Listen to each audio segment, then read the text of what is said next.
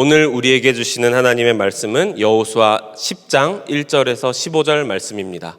봉독은 1절에서 11절까지 하도록 하겠습니다. 예루살렘 왕 아도니세덱은 여호수아가 아이성을 점령하면서 여리고성과 그 왕에게 한 것과 꼭 같이 아이성과 그 왕을 전멸시켜서 희생제물로 바쳤다는 소식과 또 기브온 주민이 이스라엘과 화친하고 그들과 함께 살고 있다는 소식을 듣고 몹시 놀랐다.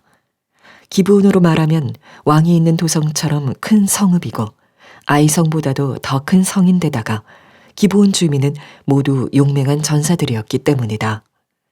그래서 예루살렘 왕 아도니세덱은 헤브론 왕 호함과 야르뭇 왕 비람과 라기스 왕 야비아와 에글론 왕 드빌에게 전가를 보냈다. 내게로 와서 나를 도와주십시오. 우리가 함께 기브온을 칩시다. 기브온이 여호수아와 이스라엘 자손과 화친하였다고 합니다. 그리하여 아모리 족속의 5왕 곧 예루살렘 왕과 헤브론 왕과 야르뭇 왕과 라기스 왕과 에글론 왕이 연합하여 그들의 모든 군대를 거느리고 올라와서 기브온을 공격하려고 진을 쳤다. 기브온 사람들은 길갈 진에 있는 여호수아에게 전가를 보냈다. 이 종들을 버리지 마십시오. 속히 우리에게로 와서 우리를 구출하여 주십시오. 우리를 도와주십시오. 산간지방에 거주하는 아모리 왕들이 연합군을 이끌고 우리를 공격하였습니다. 여호수아는 정예부대를 포함한 전군을 이끌고 길갈에서 진군하여 올라갔다. 그때 주님께서 여호수아에게 말씀하셨다. 그들을 두려워하지 말아라. 내가 그들을 너의 손에 넘겨주었다. 그들 가운데서 한 사람도 너를 당할 수 없을 것이다. 길갈에서 떠난 여호수아의 군대는 밤새도록 진군하여 기습작전을 폈다. 주님께서 이스라엘 군대 앞에서 그들을 혼란에 빠지게 하시니 여호수아는 기브온에서 그들을 크게 무찔러 승리하였다. 그는 벳호론의 오르막길을 따라서 아세가와 막게다까지 추격하여 그들을 무찔렀다. 그들이 이스라엘 군대 앞에서 도망하여 벳호론의 내리막길에 이르렀을 때 주님께서 거기에서부터 아세가에 이르기까지 하늘에서 그들에게 큰 우박을 퍼부으셨으므로 많은 사람이 죽었다. 우박으로 죽은 자가 이스라엘 자손의 칼에 찔려서 죽은 자보다 더 많았다. 네, 오늘은 부활절 제 2주입니다. 두 번째 주인데요. 주님께서 이미 사망 권세를 이기시고 부활하셔서 이미 새로운 일을 이 땅에서 시작하셨다라는 것입니다. 그러나 그렇다고 해서 마귀와 모든 악한 세력들이 물러났느냐? 여러분, 그렇지는 않습니다. 주님이 오실 그날까지 그들은 어떻게 해서든지 자신들의 영역을 빼앗기지 않으려고 거센 저항과 어떤 심지어 공격을 해올 것입니다. 제2차 세계대전 때 결정적인 그 승패가 갈렸던 것이 노르망디 상륙작전이죠. 그런데 그 이후에도 거의 1년 가까이 12개월 동안 아주 치열한 전투가 벌어집니다. 그러니까 마지막까지도 나치는 물러가지 않고 계속 그걸 버텼다는 거예요. 그런 기간들이 있었다는 거죠. 마찬가지로 마귀는 결코 우리를 그냥 내버려 두지 않고요. 그 영역을 움켜쥐려고 합니다. 그 영역은 어디냐면 우리 사람들, 바로 사람들의 영혼이죠. 그 영혼을 빼앗기지 않으려고 그렇게 공격을 합니다. 그래서 어떤 영혼이 회심하려고 한다거나 또한 이제 막 회심을 했다면 어떻게 해서든지 택하신 자들도 미혹하려고 온갖 수단 방법을 동원하여 연합하여 우리 신자들을 공격을 한다는 거예요. 이것이 바로 오늘 본문의 메시지입니다. 2주 전에 우리가 이미 살펴본 것처럼 그 가나안 족속 중에 하나인 히위 족속의 이 기브온 주민들이 비록 속임수를 써긴 했지만 바로 이 이스라엘 백성들에게 들어오게 됩니다. 항복을 하게 되죠. 자신들이 판단했을 때에는 하나님을 이길 수 없다, 이거예요. 그런 귀한 믿음이 있었던 자들이 바로 기브온입니다. 비록 여호수아가 속긴 했지만 약속을 했어요. 이제는 하나님의 언약 가운데 여러분들도 우리의 이제 속한 자이므로 하나님의 집에서 섬기는 종들이 될 것입니다. 이렇게 해서 이제 그 나라로 편입이 되게 되죠.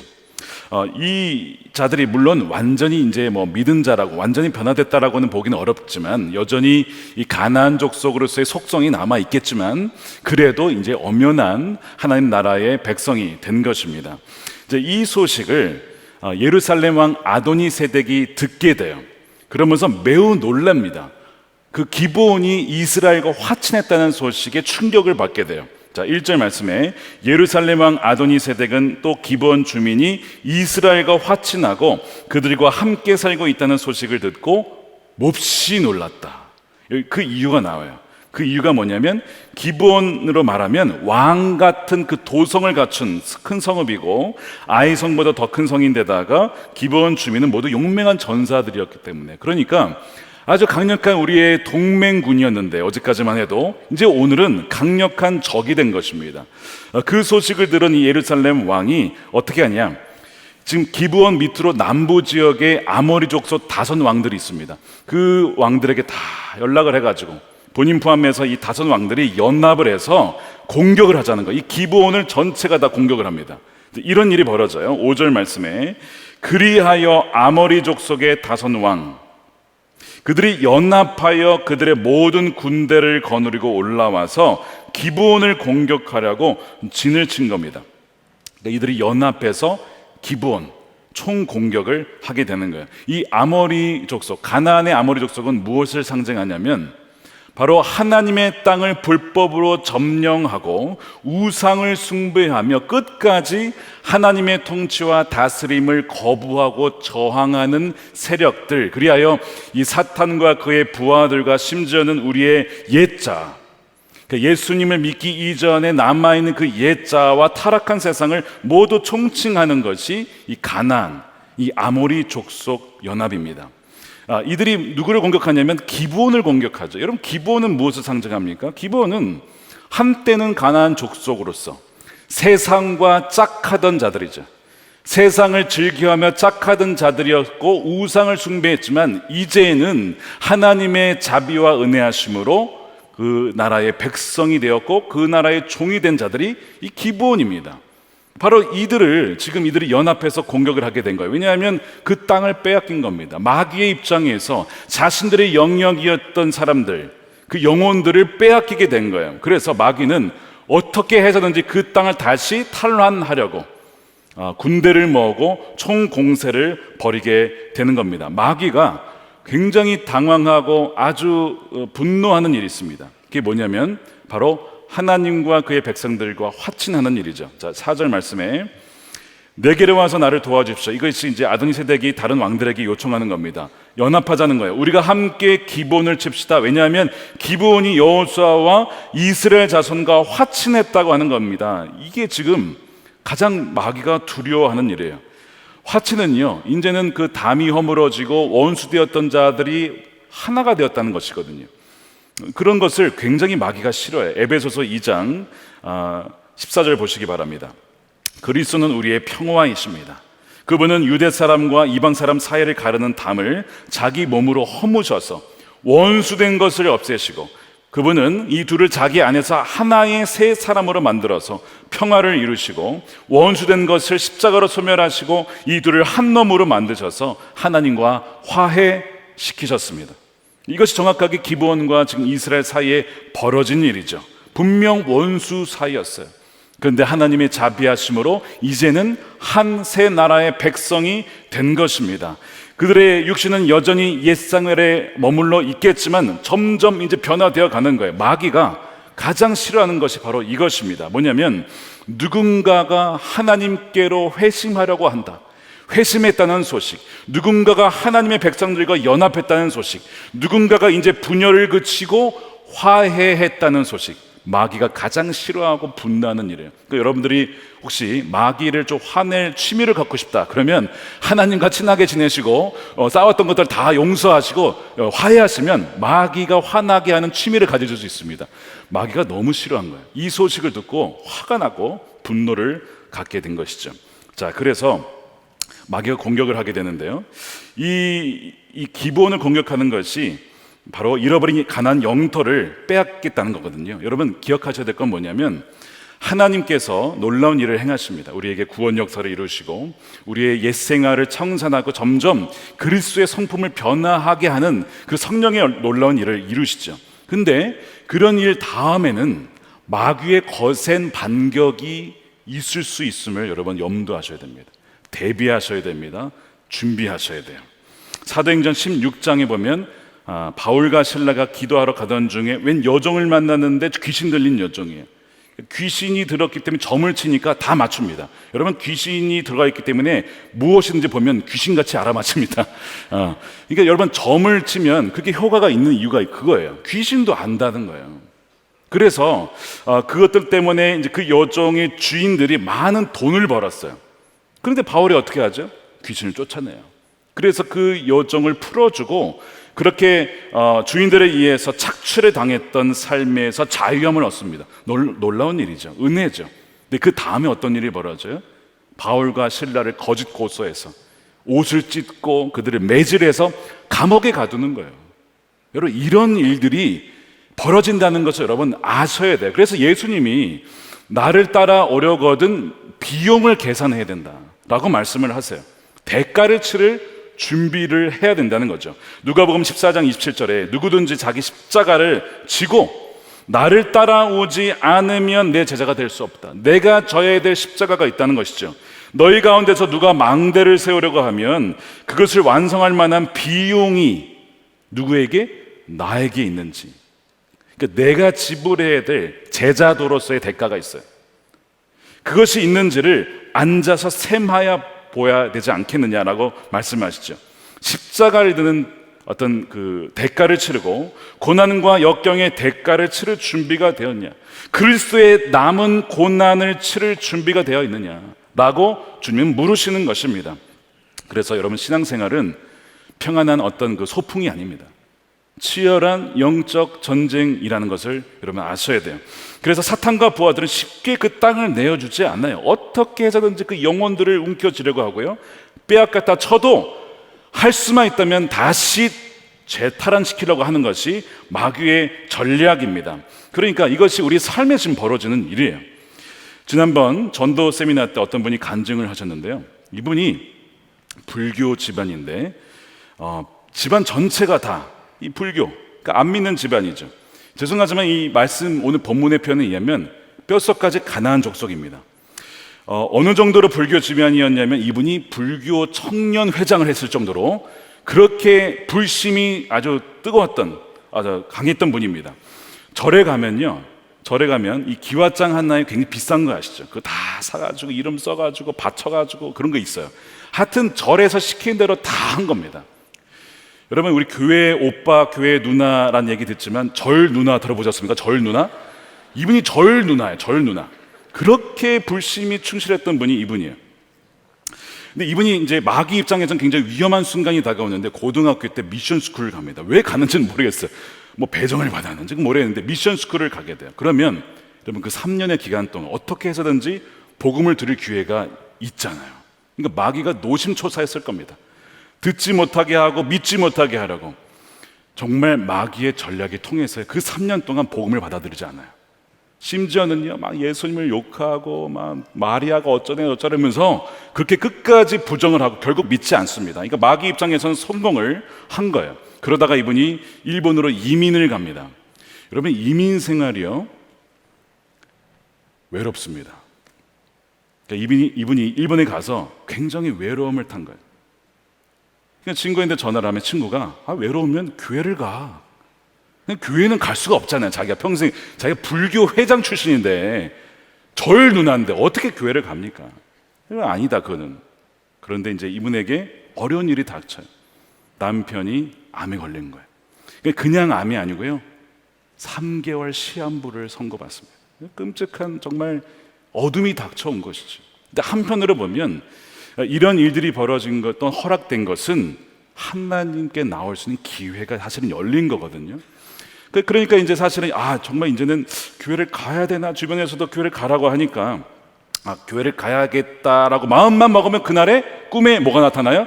소가 나타납니다. 소가. 왜 소가 나타날까? 그래 어머니께 전화했대요. 어머니 또 불심이 충실한 분 아닙니까? 뜨거운 분 아닙니까? 어머니가 그랬대요. 얘야, 소는 조상이다. 조상님이 너 그 교회 가지 못하게 막는 거다. 그렇게 또 어머니가 막는더란. 여러분, 우리가 신앙생활을 제대로 하려고 하면 가장 우리의 길을 가로막는 사람이 가족입니다. 가족. 그리고 예수님께서 집안에 원수가 있다라는 얘기를 하시잖아요. 그러니까 어머니를 통해서 또한 꿈을 통해서 또한 일본의 남묘호랭개고라고 하는 어떤 그 이제 불교 계통의 하여튼 그런 쪽 사람들 또 찾아와 가지고 또 계속 전도를 하고, 그러니까 이분을 어떻게 해서든지 마귀가 빼앗기지 않으려고 온갖 연합군을 형성해서 막더라는 거예요. 제가 그분의 간증을 듣는데 마귀 입장에서 얼마나 조마조마했을까. 미션스쿨 들어갔을 때도 그랬을 거고, 친구가 교회 가보라는 소리 들었을 때도 그랬을 거고, 하여튼 수단 방법을 가리지 않고 가지 못하게 총공세를 하는 것이죠. 이것이 가나안의 기브온을 향한 공격인 거예요. 그러나 이 기브온은 단지 예수님을 믿으려고 하거나 또한 예수님을 믿은 지 얼마 안 된 이들에게 벌어진 일이 아니라 믿는 신자에게 다 벌어집니다. 뭐냐면 우리가 예수님 믿기 이전에 가졌던 옛 습성이 있어요. 그리고 우리 삶의 영역이 다 주님의 다 통치를 받는 게 아니에요. 어떤 영은 여전히 옛날 방식대로 살아가요. 기업을 운영하거나 아이들 교육을 시킨다거나 어떤 부정직한 모습들이나 거짓말들이나 이런 영역들이 있단 말이에요. 근데 그러면 이제 말씀대로 살아가려고 하면 거기에 마귀가 어떻게 해서 방해를 하는 거예요. 제자 훈련을 받고 열심히 정말 신앙생활을 하려고 하면 무슨 일이 터지는 거예요. 새벽기도 이제 시작해보려고 하면 무슨 일이 터지는 거예요. 계속해서 어쨌든 그 신앙생활을 제대로 하지 못하도록 마귀가 방해하고 막는 것이죠. 마귀가요, 우리를 공격할 때 주로 쓰는 루트가 바로 우리 육신입니다. 육신과 세상을 통해서 우리에게 공격을 하는데, 특히 육신을 통해서 우리의 정욕과 탐욕과 게으름과 온갖 방식을 통해서 우리의 옛 습성을 그대로 유지하도록 여러분 유혹한다는 걸 아셔야 돼요. 예를 들어서 사도 바울이 고린도전서에서 부부관계에 대해서 많은 얘기를 하면서 음행에 대한 경고를 많이 합니다. 왜 그러냐? 이 고린도 지역은 굉장히 음란한 지역이에요. 그러니까 이 신전이 있었기 때문에 거기에서 벌어지는 음란한 일 때문에 이 문화 자체가 이게 한 배우자만을 사랑하는 이런 문화가 아닙니다. 그런데 그런 상황 가운데 예수님 믿고 고린도 교인들이 이제 성도가 된 거예요. 그런데 예수님 믿었는데 그들의 옛 습관은 육신에 여전히 남아 있어요. 그러니까 이게 지금 부부 문제가 발생을 하는 거예요. 옛날 습관을 자꾸 돌아가는. 마귀가 예수님 믿었다 하더라도 계속해서 옛날 살았던 방식 그대로 살게 하려고 우리의 정욕과 또한 우리의 탐욕을 통해서 다가오게 되는 거예요. 절제하지 못하게 하는 것입니다. 그래서 고린도전서 6장 18절에 보세요. 음행을 피하십시오. 7장 15절에는 부부에게 대해서 부부가 서로 물리치지 말고, 그러니까 방 따로 쓰지 말라는 겁니다.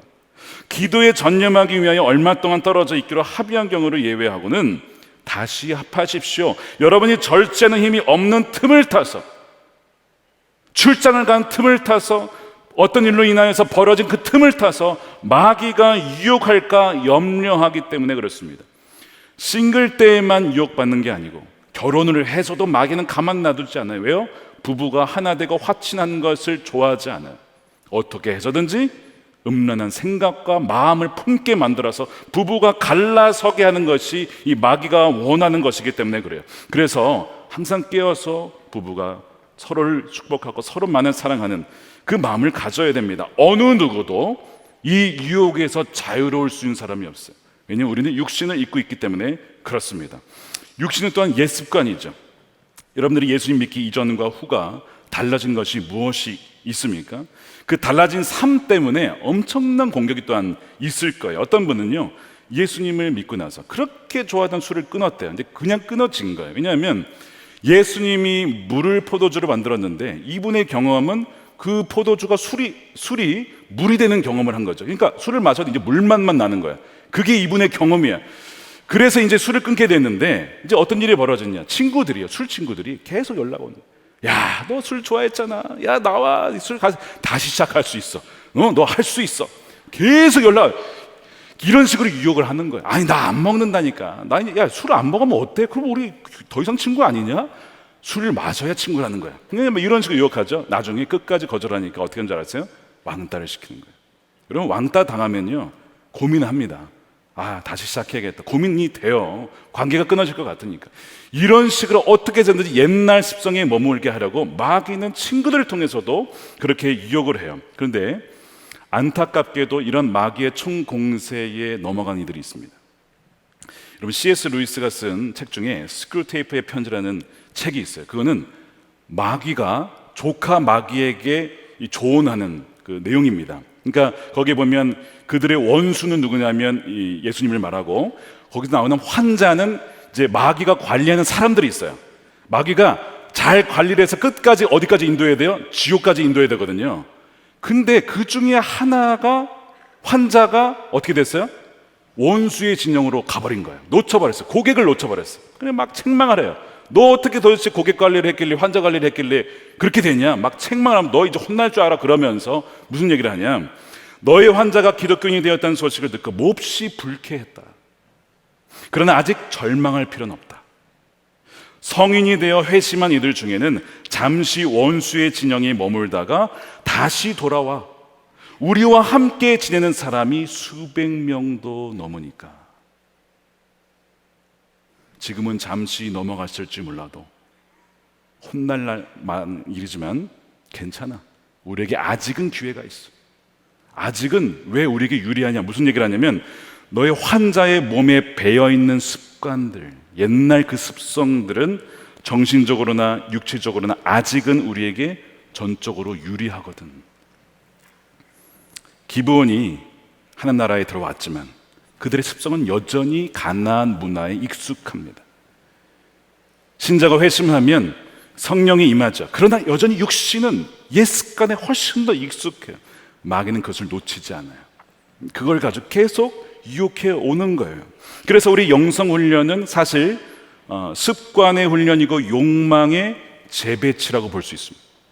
내가 예수님 믿기 이전과 이후는 우리의 갈망과 욕망이 이제는 우선순위가 바뀌게 돼요.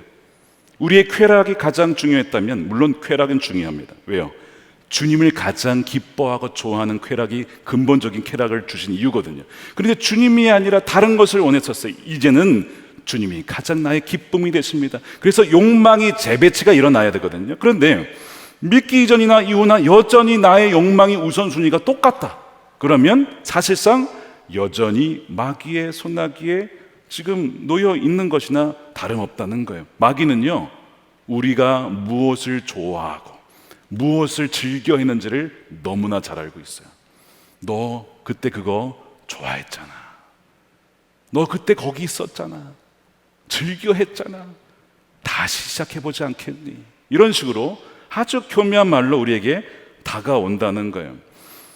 우리 부에 대한 유혹, 가난에 대한 시험 통과하죠.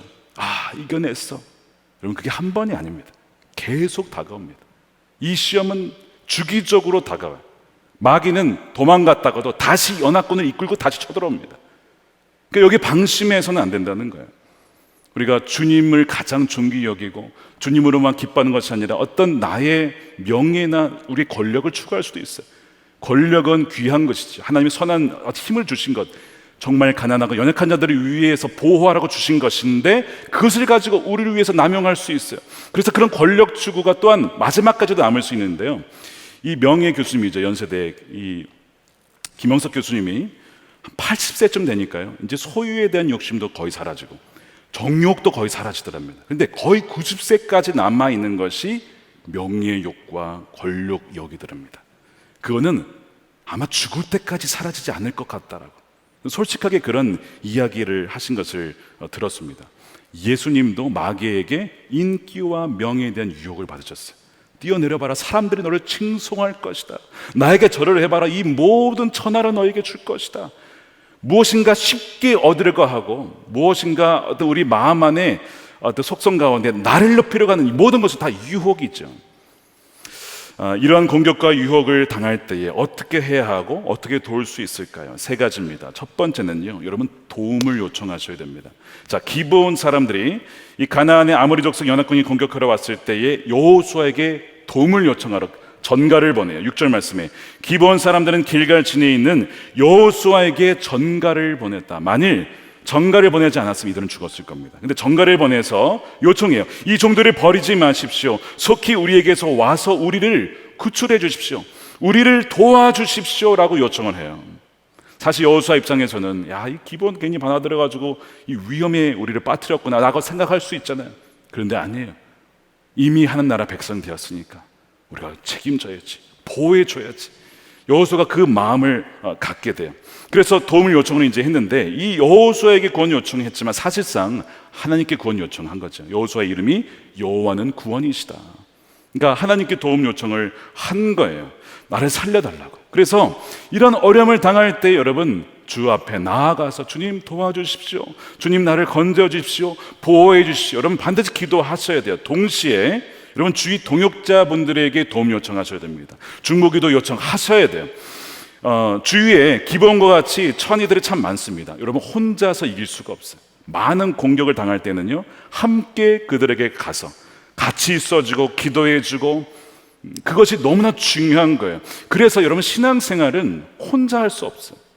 신앙생활은 혼자 하는 것이 아니라 공동체 안에서 하는 것입니다.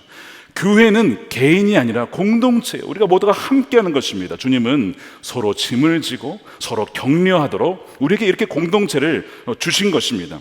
마귀의 불화살 혼자 다 막을 수가 없어요. 앞에선 막을 수 있지만 뒤에는 어떻게 할 겁니까? 누군가가 뒤에 서서 방패를 막아줘서 그래야만 나도 살고 너도 살고 함께 모두가 사는 거예요. 주님은 교회를 그렇게 하도록 우리에게 주신 것이죠. 여호수아가 기본의 요청을 듣고 혼자 가지 않아요. 자, 어떻게 하느냐? 정예 부대를 포함한 전 군대를 끌고 갑니다. 자, 7절 말씀을 함께 읽어볼게요. 시작. 여호수아는 정예 부대를 포함한 전군을 이끌고 길갈에서 진군하여 올라갔다. 자, 교회는 바로 저와 여러분들을 위해 준비한 모두 하나님 예비하신 전군이에요. 정예 부대입니다.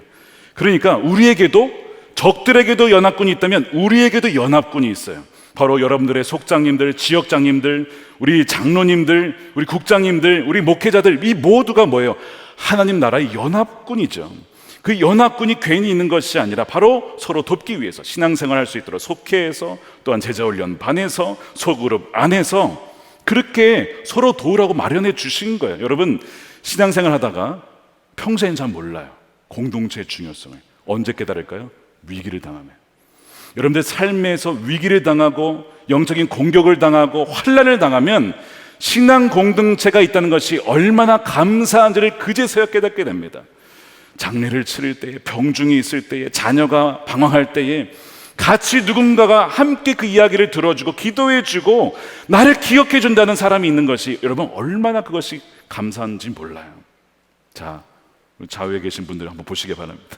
주님이 우리에게 허락하신 우리 정예부대요 전군대 하나님 나라의 백성인 거예요. 교회가 그래서 있는 것입니다. 여러분 도움을 요청하십시오. 그리고 서로 도와주시길 바랍니다. 두 번째는 하나님의 약속의 말씀을 경청하고 그것을 믿어야 합니다. 자, 진군하에 올라가는 여호수아에게 하나님이 이 말씀을 하세요. 8절 말씀에 우리 함께 읽어보겠습니다. 시작. 그들을 두려워하지 말아라. 내가 그들을 너의 손에 넘겨주었다. 그들 가운데서 한 사람도 너를 당할 수 없을 것이다. 아멘이죠. 사람은 어제 용기를 가졌다가도 오늘 두려워할 수 있어요. 우리는 인간이기 때문에 그래요. 우리는 하나님이 아니에요. 어제 믿음에 섰다가도 오늘 넘어질 수 있어요. 그래서 이 여호수아도 사실 두려운 거예요. 왜 두렵냐? 이 연합 군대와 싸워본 적이 없어요. 이렇게 많은 적들과 싸워본 적이 없습니다. 그러니까 하나님이 두려워하지 말아라. 이 여호수아를 격려하는 거예요. 말씀을 주고 약속을 주어서 두려워하지 말고 이미 그들을 너에게 넘겨주었음을 너가 믿어라. 계속 우리에게 격려하시는 분이 바로 주님이십니다. 그러니까 우리가 매일마다 주의 약속의 말씀을 붙잡아야 돼요. 여호와는 나의 목자시니 내게 부족함이 없으리로다. 주께서 나의 피난처 되십니다. 나의 방패가 되십니다. 그 말씀을 붙잡을 때에만 우리는 담대하게 나아갈 수가 있는 거예요. 이미 그 적들은 패배했다라는 것을 좀 믿으시길 축복합니다. 여호수아는 말씀을 들을 때에 그것이 기브온을 지키시리라는 사실을 굳게 그가 믿고 나아가요. 그래서 결국에는 그 믿음대로 하나님께서는 행하시죠. 9절 10절 보니까 밤새도록 나아가서 기습작전이 펼쳤는데 그들이 당황하면서 혼란스러워하며 도망가게 됩니다. 도망가던 길에 하나님께서 11절에 보니까 큰 우박을 내리죠. 그래서 칼에 죽은 자들보다 우박에 죽은 이들이 더 많았다라는 거예요. 정말 하나님의 크신 역사가 그 믿음 가운데 있었습니다. 자, 세 번째입니다. 담대한 기도와 선포입니다. 담대한 기도와 선포예요. 자, 12절에 보면 여호수아가 적들을 물리치는 가운데 이제 해가 지려고 하니까 해와 달을 향하여서 하나님께 기도합니다. 멈추라는 거예요. 그러니까 낮의 시간이 길어집니다. 물론 우리 지구의 그 각도에 따라서 낮 시간이 변경되죠. 근데 하나님의 놀라운 기적으로 그 시간이 길어지면서 마지막까지 적들을 완전히 진멸할 수 있도록 하나님이 은혜를 베푸신 거예요. 어떻게 이런 담대한 기도가 나왔을까? 아까 그 말씀이에요. 그 말씀을 믿었기 때문에 담대한 기도로 선포가 나온 것이죠. 지지난주죠. 우리 특별 새벽 기도 할 때에 그런 일이 있었어요. 와, 하나님께서 그 새벽 기도를 허락해 주셨는데, 이런 새벽 기도 중간에 그 아버지의 딸이 뇌출혈로 쓰러진 거예요. 아, 정말 기도해야겠다라는 그때에 쓰러진 거예요. 여러분, 이런 일이 벌어져요.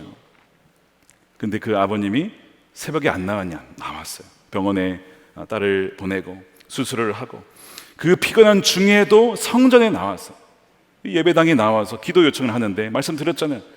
목사님 기도해 주십시오. 그래, 기도해 드리고 제가 병원에 가겠습니다. 기도 아닙니다. 오지 마십시오. 그냥 거기서 기도해 주시면 됩니다.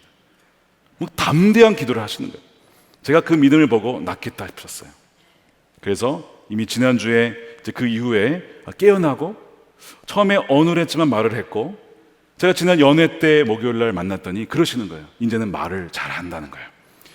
오늘 또 무슨 얘기 하시는 줄 아세요? 이제는 뇌관을 심었는데 그걸 오늘 뽑았습니다. 막 그런 이제 점차 완전하게 회복되어 가는 그 길로 가고 있는 것을 보면서, 아, 이 아버지의 담대한 기도와 선포에 하나님이 응답하셨구나. 여러분, 그 믿음 가지고 담대하게 기도하시기를 축복합니다. 여러분, 선포하시길 바라요. 마귀가 아무리 공격해도 주 안에 있는 여러분들을 여러분 건드릴 수 없다는 것을 믿으시길 축복합니다. 사랑하는 여러분, 우리가 정말 믿음대로 살려고 하면 마귀는 더욱더 공격을 합니다. 우리가 지옥으로 가려고 하면, 그러니까 마귀는요, 지옥으로 가는 백성들 건들지 않아요.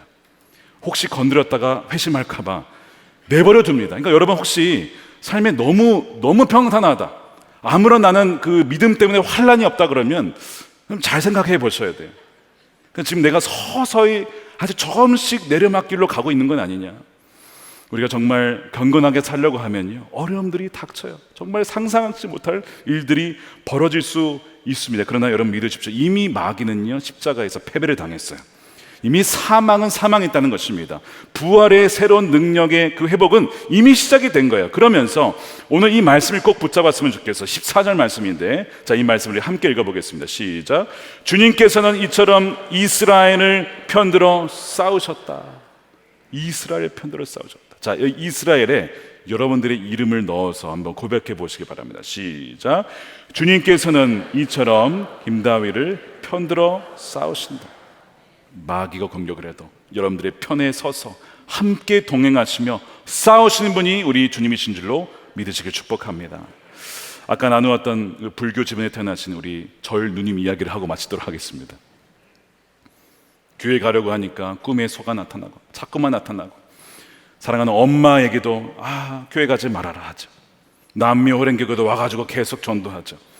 정말 연합군들이 와서 어떻게 해서든 이 영혼을 빼앗기지 않으려고 합니다. 그런데 보니까요, 이분에게도 연합군이 있었어요. 자, 한국에서 친구가 왔어요. 그 안타까운 소식을 듣고 남편이 아프다, 외롭다 와가지고 이 친구가 와서 기도를 하는 거야, 이 친구를 위해서. 근데 이 친구가 교회를 안 다닌 친구예요. 근데도 친구를 위해서 기도를 해준대. 무슨 믿음으로 기도하는지 모르겠어. 하여튼 뭐 그냥 기도를 한다. 뭐 그러더니 정말 일본에 있는 교회에 가서 기도를 해준 거예요. 기도를 하고, 그리고 이제 한국에 돌아가. 얼마나 감사해, 그 친구가. 일본까지 와서. 그런 친구가 하나 있었는데, 역사는 그 다음에 있었어요. 그 일본 교회에서 전도사님과 집사님이 어떻게 알고, 귀신같이 알고 집에 찾아온 거예요. 그게 어떤 일인가 보니까 그 친구가 교회 가서 기도만 한 게 아니고 도움 요청한 거죠. 내 친구가 있는데 여기 외로워합니다. 남편이 지금 암투병하고 있습니다. 와서 도와주세요. 그 이야기를 듣고 전사님과 집사님이 집에 찾아오셨는데요, 이 절 누님이 이런 고백을 합니다. 그분들이 처음 우리 집에 딱 들어오시는데 그들의 얼굴이 빛이 확 나더라는 거예요. 놀라운 체험이죠. 그들 안에 계신 예수님의 빛이 아마 보였던 것 같아요. 화나니까 나도 이분들처럼 그렇게 되고 싶어. 그래 바로 그날 예수님이 영접했다는 거 아닙니까? 야, 지금까지 불교 집안의 불교 회장의 절 누님으로 살아갔던 그분이 그날 바로 예수님을 영접하게 된 거예요. 잭슨 박사님이 그날 물어보시는 거예요. 혹시 복음을 처음 들으셨습니까? 아니라는 거예요. 그 전부터 복음은 여러 차례 미션 스쿨 다녔으니까 들었는데, 그러니까 마귀가 안 거죠. 이놈이 이러다가 언젠가 이 원수의 진영으로 가겠구나 싶으니까 이 연합군을 형성해가지고 어떻게든 잡았지만 여러분, 당해낼 수가 없어요. 주님의 연합군, 바로 그 친구와 또한 그 전사님과 그 집사님을 통해서 결국에는 하나님 나라의 백성이 된 거예요. 그러면서 전도를 얼마나 많이 하든지, 아까도 만났어요, 그분을. 목사님, 저 기억나시죠? 그 전루님, 인진 전루님이 아니고 이제 교회에 우리 권사님이 되셨는데요, 많은 분들을 전도하셔서 주께로 인도하신 그런 분이 되셨어요. 얼마나 감사한지 몰라요. 왜 그럴까요? 주께서 곁에서 싸워주셨기 때문에 그렇습니다. 사랑하는 여러분, 저는 오늘 이 말씀을 준비하면서 오늘 담임 목사 이 주임 감사 예배를 준비하는데 이 말씀이 저에게도 주신 말씀인 것을 알았습니다. 다윗아, 두려워하지 말아라. 앞으로 목회를 하다 보면 수많은 영혼들이 주께로 나오면서 그에 따른 공격이 있을 것이다. 가정에도 공격이 있을 것이고, 그의 성도들에도 공격이 있을 것이고, 교회에도 온갖 공격이 있을 수 있다. 그러나 염려하지 말아라. 너의 곁에서 내가 대신해서 싸울 것이다. 여러분, 저에게만 주신 말씀이 아니라 우리 모두에게 주신 말씀인 것이죠. 하나님, 그렇게 하겠습니다. 두려워하지 아니하고 주께서 맡겨주신 영혼들을 위하여서 기도하고 섬기고 사랑하고 보호하는 하나님, 그런 목자가 되겠습니다. 그런 고백을 드리게 되었습니다. 사랑하는 여러분, 혹시 기부원이십니까? 온갖 마귀의 공격에 지금 시달리고 계십니까? 믿으십시오. 하나님께서 이처럼 편들어 싸워 주십니다. 사방의 우겨쌈을 당하여도 거꾸러지나 망하지 아니하였다라고 고백한 사도 바울의 고백이 무엇입니까? 그 비결은 이 지극히 크신 능력이 내 안에 있지 아니하고 하나님께 있기 때문이다 라는 고백을 합니다. 그분이 계시니까 여러분을 누가 공격을 하더라도 여러분 당해낼 수가 없다는 것입니다. 이 믿음 가지고 여러분 날마다 이미 주신 그 승리를 누리며 살아가는 여러분들의 삶이 되시기를 우리 주님의 이름으로 축원드립니다. 우리 함께 기도하겠습니다.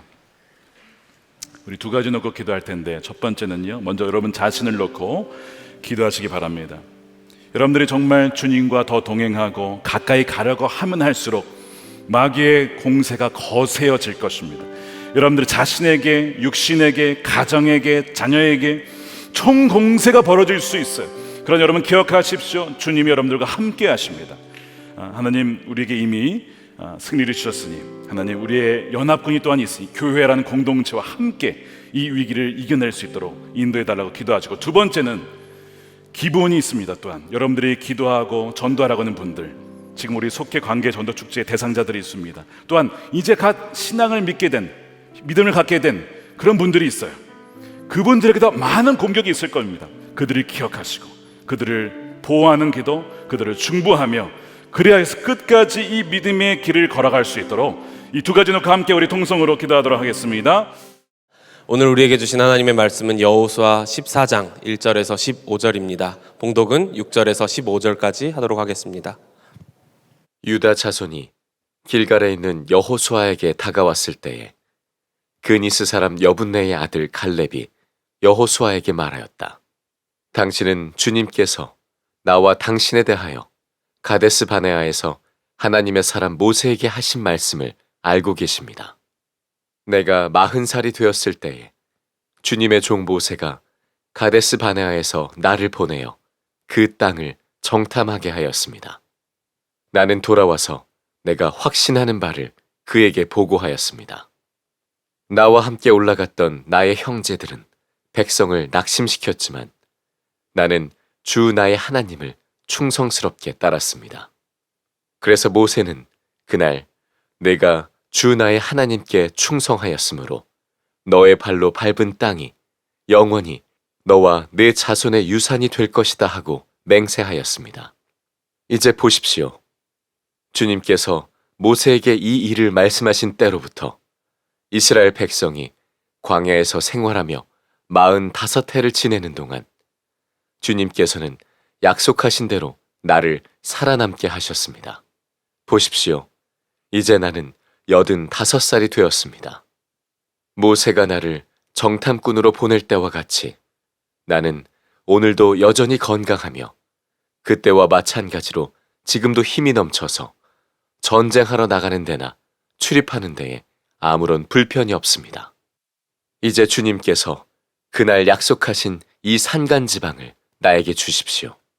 그때에 당신이 들은 대로 과연 거기에는 아낙 사람이 있고 그 성읍은 크고 견고합니다. 그러나 주님께서 나와 함께 하시기만 한다면 주님께서 말씀하신 대로 나는 그들을 쫓아낼 수 있습니다. 여호수아가 여분네의 아들 갈렙을 축복하고 헤브론을 유산으로 그에게 주었다.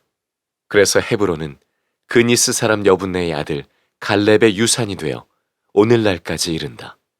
그것은 그가 주 이스라엘의 하나님을 충성스럽게 따랐기 때문이다. 헤브론의 옛 이름은 기럇 아르바였는데 아르바는 아낙 사람 가운데서 가장 위대한 인물이었다. 드디어 그 땅에 평화가 깃들었다. 여러분에게 혹시 젊은 시절에 꾸었던 꿈이 여전히 있으십니까? 정확히 말하면 하나님께서 여러분에게 주신 약속, 그 꿈을 지금도 품고 계십니까? 그런데 세월이 지나면서 그 꿈이 점차 사라지는 것 같고 성취는커녕 그저 한때의 꿈으로 그냥 치부해버린, 혹시 그 약속은 여러분 안에 여전히 있습니까? 하나님을 만나고 또 하나님이 나에게 주신 약속, 내 꿈이 아니고 내가 원하는 것이 아니고 하나님의 말씀으로 약속하셨으나 세월이 흐르고 10년, 20년, 30년, 40년이 흐르면서 희미해진 약속이 있지는 않습니까?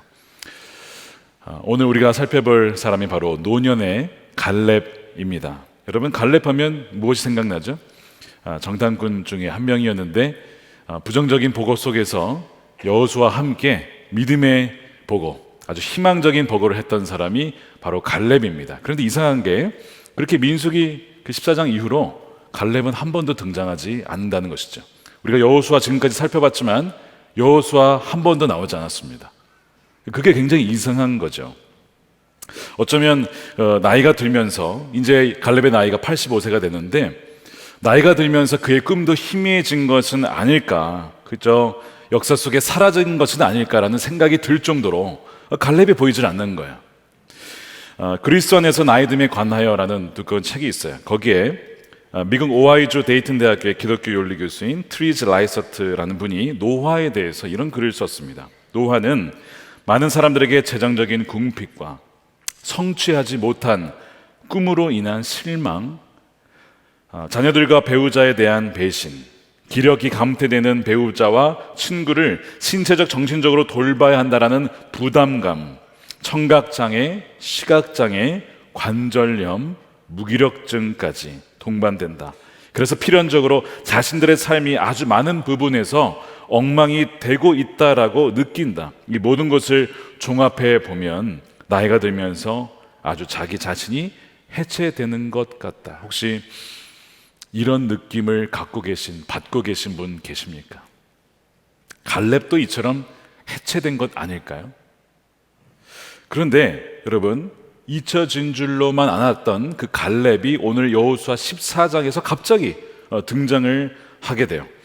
왜 갈렙이 갑자기 등장하게 되었는지 우리가 살펴보진 않았지만 여호수아 11장, 12장을 본 다음에 제가 설명을 드리도록 하겠습니다. 지난번 우리 기브온 전투 때 남부에 있었던 가나안 이 족속들이 다 연합해서 기브온을 치러 왔다가 오히려 하나님께서 여호수아 함께함으로 이스라엘 군대에 의해서 완전히 진멸을 당하게 됩니다.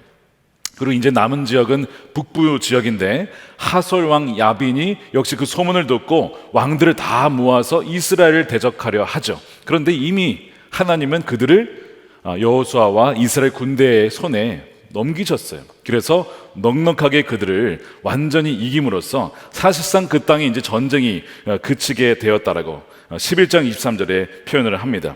그러면서 12장에 보면 모세와 여호수아 시대를 합쳐서 이 가나안 족속에 물리친 왕들의 숫자가 무려 31명, 대단한 숫자죠. 그 왕들을 다 물리쳤다라고 기록을 하고, 그러나 13장이 넘어가게 되면 여전히 정복하지 못한 땅이 있다고 그렇게 말씀을 합니다.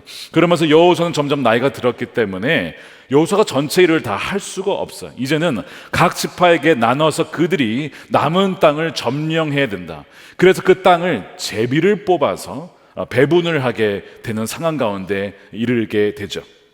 바로 이 시점에 사라진 줄로만 알았던 그 갈렙이, 잊혀졌던 갈렙이 등장을 하면서 소위 그 유명한 이 산지를 내게 달라라고 요청을 하는 것이죠. 12절 말씀에 보면 이제 주님께서 그날 약속하신 이 산간 지방을 나에게 주십시오. 옛날 번역에는 이 산지를 내게 주십시오 라고 요청하는 거예요. 지금 공평하게 땅을 다 제비 뽑기 해서 나눠 갖겠다고 하는 마당에 갑자기 가만히 있던 갈렙이 나와서 내가 원하는 지방이 있습니다. 이 땅을 주십시오라고 하면 어떤 일이 일어날까요? 분쟁이 일어날 수 있어요. 싸움이 일어날 수 있습니다. 서로 다 좋은 땅 차지하려 하지 않겠습니까? 근데 이럴 수 있는 상황이에요. 근데 여러분, 이 이산지라고 할 때 이 산지는 우리가 생각하는 그런 좋은 산지가 아닙니다. 그러니까 여러분 이제 오늘 이후에 찬양을 이때 부를 텐데 이 산지를 내게 주셔서 잘 생각하시고 부르셔야 됩니다. 이 산지는 우리가 생각하는 그런 산지 아닙니다. 말 그대로 여러분 이 산지는 산악지역이에요. 그러니까 평야지대가 아니라서 그렇게 비옥한 지역도 아니고, 근데 갈릴리 지역처럼 물이 있어서 뭐 수산물이나 물을 공급할 수 있는 지역도 아닙니다. 게다가 해발 900m가 넘기 때문에 높은 지역이에요. 고산증이 있으신 분들은 뭐 쉽지 않겠죠. 그 정도로 산소가 희박한 지역은 아니지만 그래도 높은 지역이고, 안악자손 거인의 후손들이 살고 있습니다. 성읍은 크고 견고해서 점령하기가 너무나 어려운 난공불락 지역. 자, 여전히 나는 그 산지 원한다. 한번 손 들어보세요. 여러분, 그 산지는 우리가 생각하는 그런 좋은 산지만은 아니라는 사실이죠. 그래서 어떻게 보면 갈렙의 그 산지를 달라고 하는 것은 남들이 다 기피하는 지역, 좀 어려운 지역이지만 내가 취하겠습니다라는 의미가 어느 정도 담겨 있습니다. 그런데 그것 때문에 갈렙이 지금 요청하는 건 아닙니다. 왜 갈렙이 이 산지를 달라고 하느냐? 이유는 단 한 가지였어요. 뭘까요? 하나님이 주신 약속 때문에 그렇습니다. 하나님의 약속 때문에 이 요청을 하는 거예요. 자신의 꿈이 아닙니다. 자신이 원하는 땅도 아닙니다. 하나님이 나에게 말씀하셨고 약속하신 그 땅이기 때문에 자신이 지금 요구하고 요청을 하는 거예요. 자, 여호수아도 잊고 있었던 그 약속이 뭐냐? 6절에 보면 갈렙이 다시 여호수아에게 상기시켜요. 그때 당신 기억나십니까? 라고 하면서, 그것이 오늘 6절 말씀이에요. 유다 자손이 길갈에 있는 여호수아에게 다가갔을 때 그니스 사람 여분네 아들 갈렙이 여호수아에게 말하였다. 당신은 주님께서, 그러니까 하나님이 약속하신 거죠. 주님께서 나와 당신에 대하여 가데스 바네아에서 하나님의 사람 모세에게 하신 말씀을 알고 계십니다. 여호수아가 잊고 있었다가 생각이 났어요. 그때 하나님이 모세를 통해 이런 말씀을 하셨었지라고 기억을 해요. 그래서 그 내용이 뭐냐? 9절이에요. 모세는 그날 내가 누구냐면 갈렙입니다. 주 나의 하나님께 충성하였으므로, 이게 오늘의 이제 핵심 단어예요. 충성하였으므로 너의 발로 밟은 땅이 영원히 너와 그 다음에 누구요? 내 자손의 유산이 될 것이다 라고 맹세하였습니다. 그러니까 갈렙은 자신만이 아니고 나의 세대만이 아니라 나의 다음 세대에게 이미 하나님이 약속하시고 주신 땅이 있어요. 그 땅을 지금 얘기를 하는 거예요. 그 땅은 갈렙이 밟을 땅이 아니고 이미 밟은 땅, 정탐 갔을 때 이미 밟은 땅입니다. 그 땅을 주겠다는 거예요. 거기가 헤브론입니다. 예루살렘도 남부 지역이지만 거기서 30km 정도 남서쪽으로 내려가면 헤브론이 있어요. 그 지역을 말씀하는 겁니다. 근데 이 이름의 옛 이름이 기럇 아르바라고 되어 있습니다. 아르바는 거인족 속의 위대한 어떤 인물, 조상인데 이 기럇은 성읍이라는 뜻입니다. 그러니까 기럇 아르바는 아르바의 성읍이라는 뜻이죠. 강한 거인들이 사는 족속, 그 성입니다. 그들이 보기에 이 거인이야, 우리는 메뚜기 같다는 거예요. 그래서 그들이 보기에도 우리가 메뚜기가 될 것입니다. 그렇게 했던 그 땅이에요. 난공불락의 땅이죠. 그런데 여러분, 이 헤브론은 보기에는 좀 어렵고 산지고 그렇지만 사실 영적 유산이 아주 깊은 곳입니다. 풍부한 곳입니다. 여러분, 헤브론이 어디냐? 아브라함이 하나님께서 약속하신 그 땅을, 가나안 땅을 믿음으로 취하였을 때 그 믿음으로 대가를 지불하여서 뭘 삽니까? 막벨라 굴을 사죠. 어마어마한 금액을 지불하고 삽니다. 그 막벨라 굴이 바로 헤브론입니다. 그래서 그 아브라함과 사라가 거기에 묻힙니다. 이삭과 리브가가 거기에 묻힙니다. 야곱과 라헬이 아니고 레아가 묻힙니다. 라헬이 아닙니다. 레아가 그곳에 묻혀요. 그 헤브론이 바로 그거예요. 그러니까 우리의 믿음의 조상들이 묻힌 곳이고 하나님이 주신 그 땅의 시작이라고 할 수 있는 첫 열매라고 할 수 있는 곳이 이 헤브론입니다. 비록 이 갈렙은 본래 유다 지파가 아니었어요. 그나스 사람이라고 다른 민족이었다가 편입된 사람이지만 그래도 갈렙도 그 유산의 의미를 알고 있었습니다. 비록 산간 지방 어려운 지역이지만 나에게 약속하셨으므로 그 지역은 내 것입니다. 영적 유산을 다시 한번 내가 차지하겠고 회복시키겠다라는 것이죠. 그래서 이 산지를 내게 달라라고 요청을 하는 거예요. 근데 여러분, 하나님께서 그 약속하신 지 몇 년 지났습니까? 지금 45년입니다. 반세기가 지났어요. 여러분, 혹시 45년 전에 하나님이 여러분에게 하신 말 기억나신 거 있습니까? 죄송하지만 45년 전에 태어나지 않으신 분들도 저와 같은 사람도 있을 겁니다. 45년 전이면 여러분 기억 안 납니다.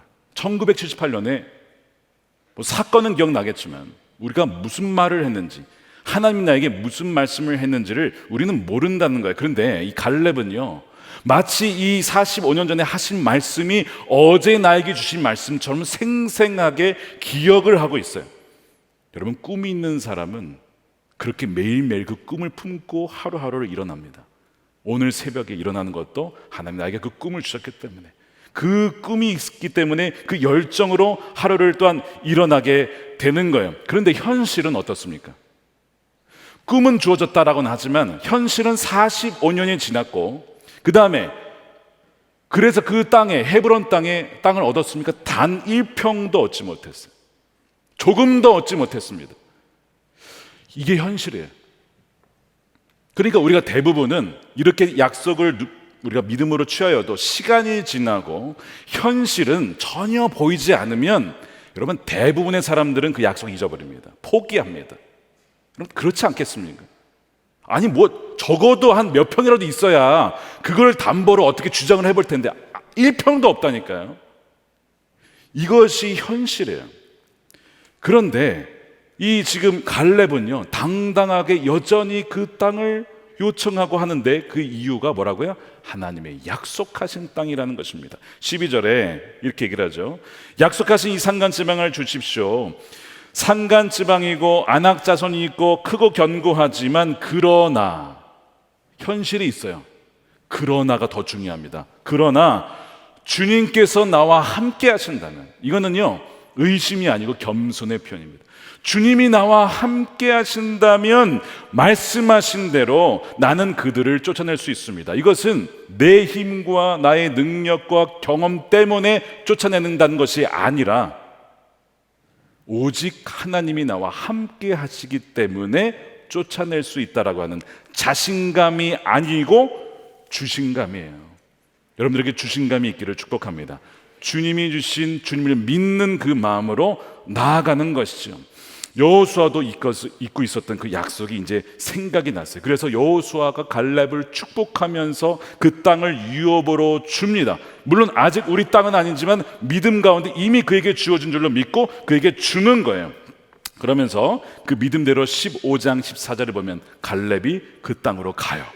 가서 헤브론에 있던 아낙 자손들을 쫓아냅니다. 쫓아내고 그 성을 차지를 하게 돼요. 무려 45년 만에 약속이 성취된 것입니다. 여러분들이 받은 그 약속 몇 년 됐습니까? 10년? 20년? 여러분, 갈렙은 45년 만에 성취가 된 거예요. 하나님께서 갈렙을 보시고 표현하는, 칭찬하시는데 항상 갈렙을 얘기할 때는 하나님이 이 두 단어를 쓰십니다. 하나는 온전히, 그 다음은 따랐다. 갈렙은 나를 온전히 따랐다. 혹은 다른 번역이 충성스럽게 따랐다. 이 두 단어를 써요. 그래서 민수기 14장 24절, 갈렙이 그 땅을 차지한 이유를 얘기를 하죠. 자, 이렇게 얘기를 합니다. 내 종 갈렙은 나의 종이랍니다. 종이라고 불린 사람이 얼마 없어요. 모세, 여호수아도 처음엔 종이 아닙니다. 나중에 죽을 때 가서야 종이라고 불리죠. 근데 하나님은 벌써 갈렙을 누구라고 불러요? 내 종이라고. 이유가 나옵니다. 마음이 그들과 달라서 나를 온전히 따랐은즉 그가 갔던 땅으로 내가 그를 인도하여 드리리니 그의 자손이 그 땅을 차지하리라. 갈렙만이 아닙니다. 그의 자녀 세대가 그 땅을 차지하게 될 것이라고 약속합니다. 믿으십니까? 믿음으로 나간 자들에게, 그의 자손들에게도 그 땅이 주어진다는 것이죠. 그래서 그 이유가 뭐냐? 그 땅을 차지하는 이유는 하나님을 대충 따른 게 아니고, 상황에 맞춰서 눈치 봐서 따른 게 아니고, 부분적으로 따른 게 아니고 온전히 따랐기 때문입니다. 자, 그러면 그 땅을 차지하지 못하는 이유는 뭡니까? 어렵지 않죠? 온전히 따르지 않아서입니다. 따르지 않아서가 아니고 온전히 충성스럽게 따르지 않아서요. 그것이 민수기 32장 11절에 나와요. 우리 함께 읽어보겠습니다. 시작. 애굽에서 나온 자들이 20세 이상으로는 한 사람도 내가 아브라함과 이삭과 야곱에게 맹세한 땅을 결코 보지 못하리니 이는 그들이 나를 온전히 따르지 아니함이니라. 자, 그럼 질문. 온전히 따른다는 것은 무엇일까요? 충성스럽게 따른다는 것은 무엇일까요? 이 온전히 혹은 충성스럽게라는 이 단어는 사실 원문에는 이렇게 나와 있지 않습니다. 이거는 의역이에요. 의역. 우리가 알아듣기 쉽게 번역을 한 거예요. 원어에서 직역을 하면 이 아하르라고 되어 있는데, 아하르는요 직역하면 무슨 뜻이냐면 바로 뒤에란 뜻입니다. 영어로는 after란 뜻이고 behind란 뜻이에요. 하나님이 움직이면 바로 그냥 바싹 붙어서 가는 것, 이게 바로 충성이에요. 이것이 바로 아하르의 뜻입니다. 하나님이 말씀하시면 아멘 가는 거예요. 어떤 사람들은 이런 경우가 있습니다. 하나님이 가시면요 딱 눈치를 봐요. 일단 사람들이 가나 안 가나, 따라가나 안 가나. 그 다음에 내가 상황적으로 하나님을 따라갈 수 있는 상황인가 여건인가를 봐요. 그 다음에 상황 봐서 따라가는 거죠. 아니면 머뭇거리거나. 말씀을 나에게 주셨어요. 너무 좋은 말씀인데 좀 부담스럽긴 해. 순종하기엔 좀 부담스러워. 눈치를 보는 거야. 저 사람 김 집사님이 따라가나, 박 권사님이 따라가나. 눈치를 보고 그제서야 상황이 만약에 안 따라가면 나도 안 따라가. 여러분, 이거는요 온전한 따름이 아니라는 것입니다. 여러분, 죄송하지만 그 당시에 이스라엘 대부분은 이랬습니다. 자, 그러면 하나님께서 지금 우리를 보실 때는, 우리를 묘사하실 때는 뭐라고 표현하실까? 과연 온전히 따른다라고 말씀하실까요? 제가 이거를 2부 때 전했더니 어떤 분이 주여, 주여가 그냥 절로 나와요. 주여가 온전히 따른다, 철저히 충성스럽게 따른다는 것은 사실 여러분 쉽지 않죠. 왜냐하면 여러분 우리의 상황이 그렇게 만만치가 않아요. 자, 여기에서 나와 있는 상황은 아낙 자손이 살고 있고 크고 견고한 성읍이라서 사실은 난공불락성입니다. 두 번째는요, 적도 적이지만 내부적으로도 투표를 했더니 10대 2야. 거기 안 된다 이거예요. 거기 못 간다. 우리 못 이긴다. 이게 아주 비관론이 대세입니다. 그 분위기상 이게 안 간다는 거예요. 이스라엘 민족이 거기에서 끝까지 이것이 맞다라고 주장을 하게 되면 이제 갈등이 벌어지죠. 심지어는 나중에 갈렙이 계속 담대하게 막 이게 맞습니다 얘기하거든요. 여호수아도 그때 말을 못했어요. 여러분 성경 잘 읽어보세요. 여호수아는 그때 한마디도 말을 못합니다. 분위기가 심상치 않아요. 그러니까 사실 담대함으로 보면 갈렙이 여호수아보다 좀 더 한 수 윈 것 같아요. 갈렙은요 눈치 안 봐요. 하나님 말씀하셨는데 무슨 소리냐, 우리가 왜 메뚜기냐, 그들이 메뚜기다 이러면서 하나님 보시기에 그들이 메뚜기처럼 보이지 않겠냐, 키가 2m, 하나님 위에서 보면 그들은 메뚜기다, 이런 얘기를 계속 하니까 나중에 이 반대했던 자들이 어떻게 한지 아십니까? 돌로 쳐서 죽이려 했습니다. 누구를요? 갈렙을. 여러분들이 믿음대로 정말 말씀대로 살려고 하잖아요. 주위에 있는 분들이 말릴 수 있습니다. 말릴 뿐만 아니라 계속 나가잖아요. 돌로 치진 않겠지만 그 정도로 여러분 박해할 수 있어요. 사실은 우리를 가장 괴롭히는 사람 가까이 있는 사람입니다. 가까이 있는 사람이 우리를 가장 괴롭히기 쉬워요. 왜요? 마귀가 그렇게 하는 겁니다. 그러니까 갈렙이 그렇게 나가니까 주위 사람들 통해서 갈렙이 그 말하지 못하고 따라가지 못하도록 막는 거예요. 여러분 지금 이런 상황에 계신 분 계십니까? 많이 힘드실 거예요. 그 갈렙이 그런 상황 가운데 끝까지 믿음을 고수하는 거예요. 자, 그런데 사실 이 상황이 어떤 상황이냐면 하나님의 여러분 테스트입니다. 온전히 따르느냐 온전히 따르지 않느냐를 가르려면 어떤 상황이 필요한지 아십니까? 도무지 따를 수 없는 상황을 우리에게 주십니다. 부정적인 여론, 따라갈 수 없는 여론, 믿음 생활 제대로 할 수 없는 상황을 주시고 대부분이 주를 따라가지 않고 말씀을 타협하러 갈 때에 나는 어떠한지를 하나님은 그 마음의 중심을 보신다는 거예요. 그러니까 지금 여러분들이 그 상황 가운데 있다면 여러분 기억하셔야 돼요. 하나님이 여러분들의 중심을 보고 계십니다. 하나님은 우리의 외모를 보지 않으세요. 우리의 중심을 보시는 분이 하나님이십니다.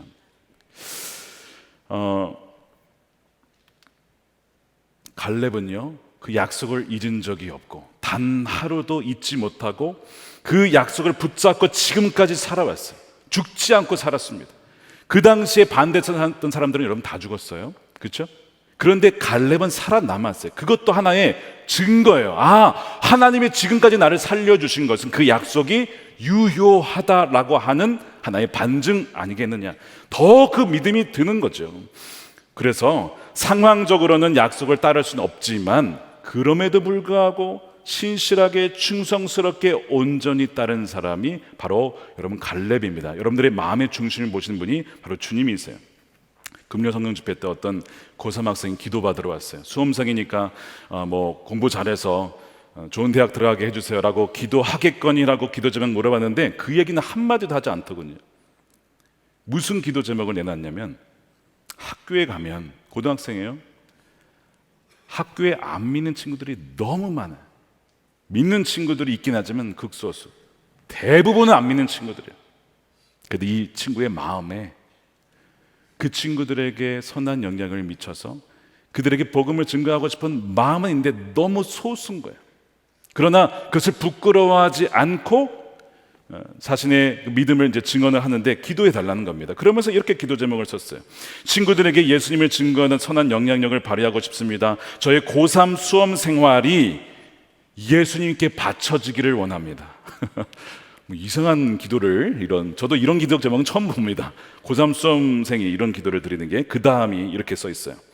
저의 삶이 예수님께 온전히 지배될 수 있기를 원합니다. 이 친구가 오늘 제목을 보지 않았는데 제가 이 기도 제목을 보고 놀란 거예요. 오늘 제목에 갈렙처럼 온전히 주를 따르라잖아요.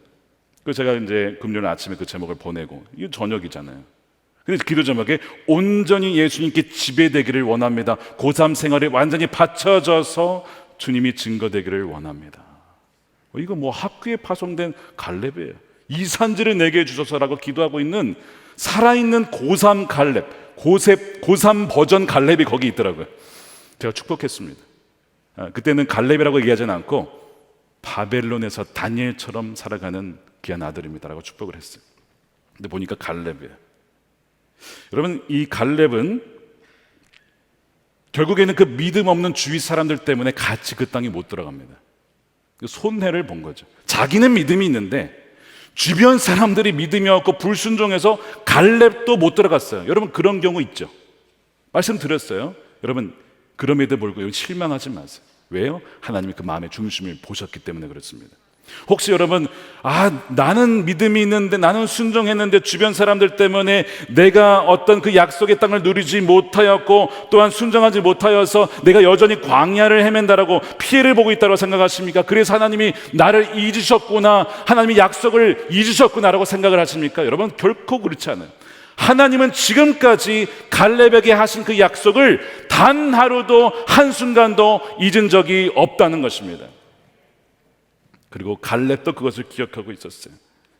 그리고 결국에는요, 그가 믿은 대로 그와 그의 자손의 땅, 나중에는 그 온니엘 사위를 통해서 그 딸에게 그 땅이 다 주어지게 돼요. 여러분, 하나님은요, 자신을 충성스럽게 온전히 따른 자를 때가 되면 반드시 기억하시고 높이십니다. 여러분, 그거 꼭 기억하십시오.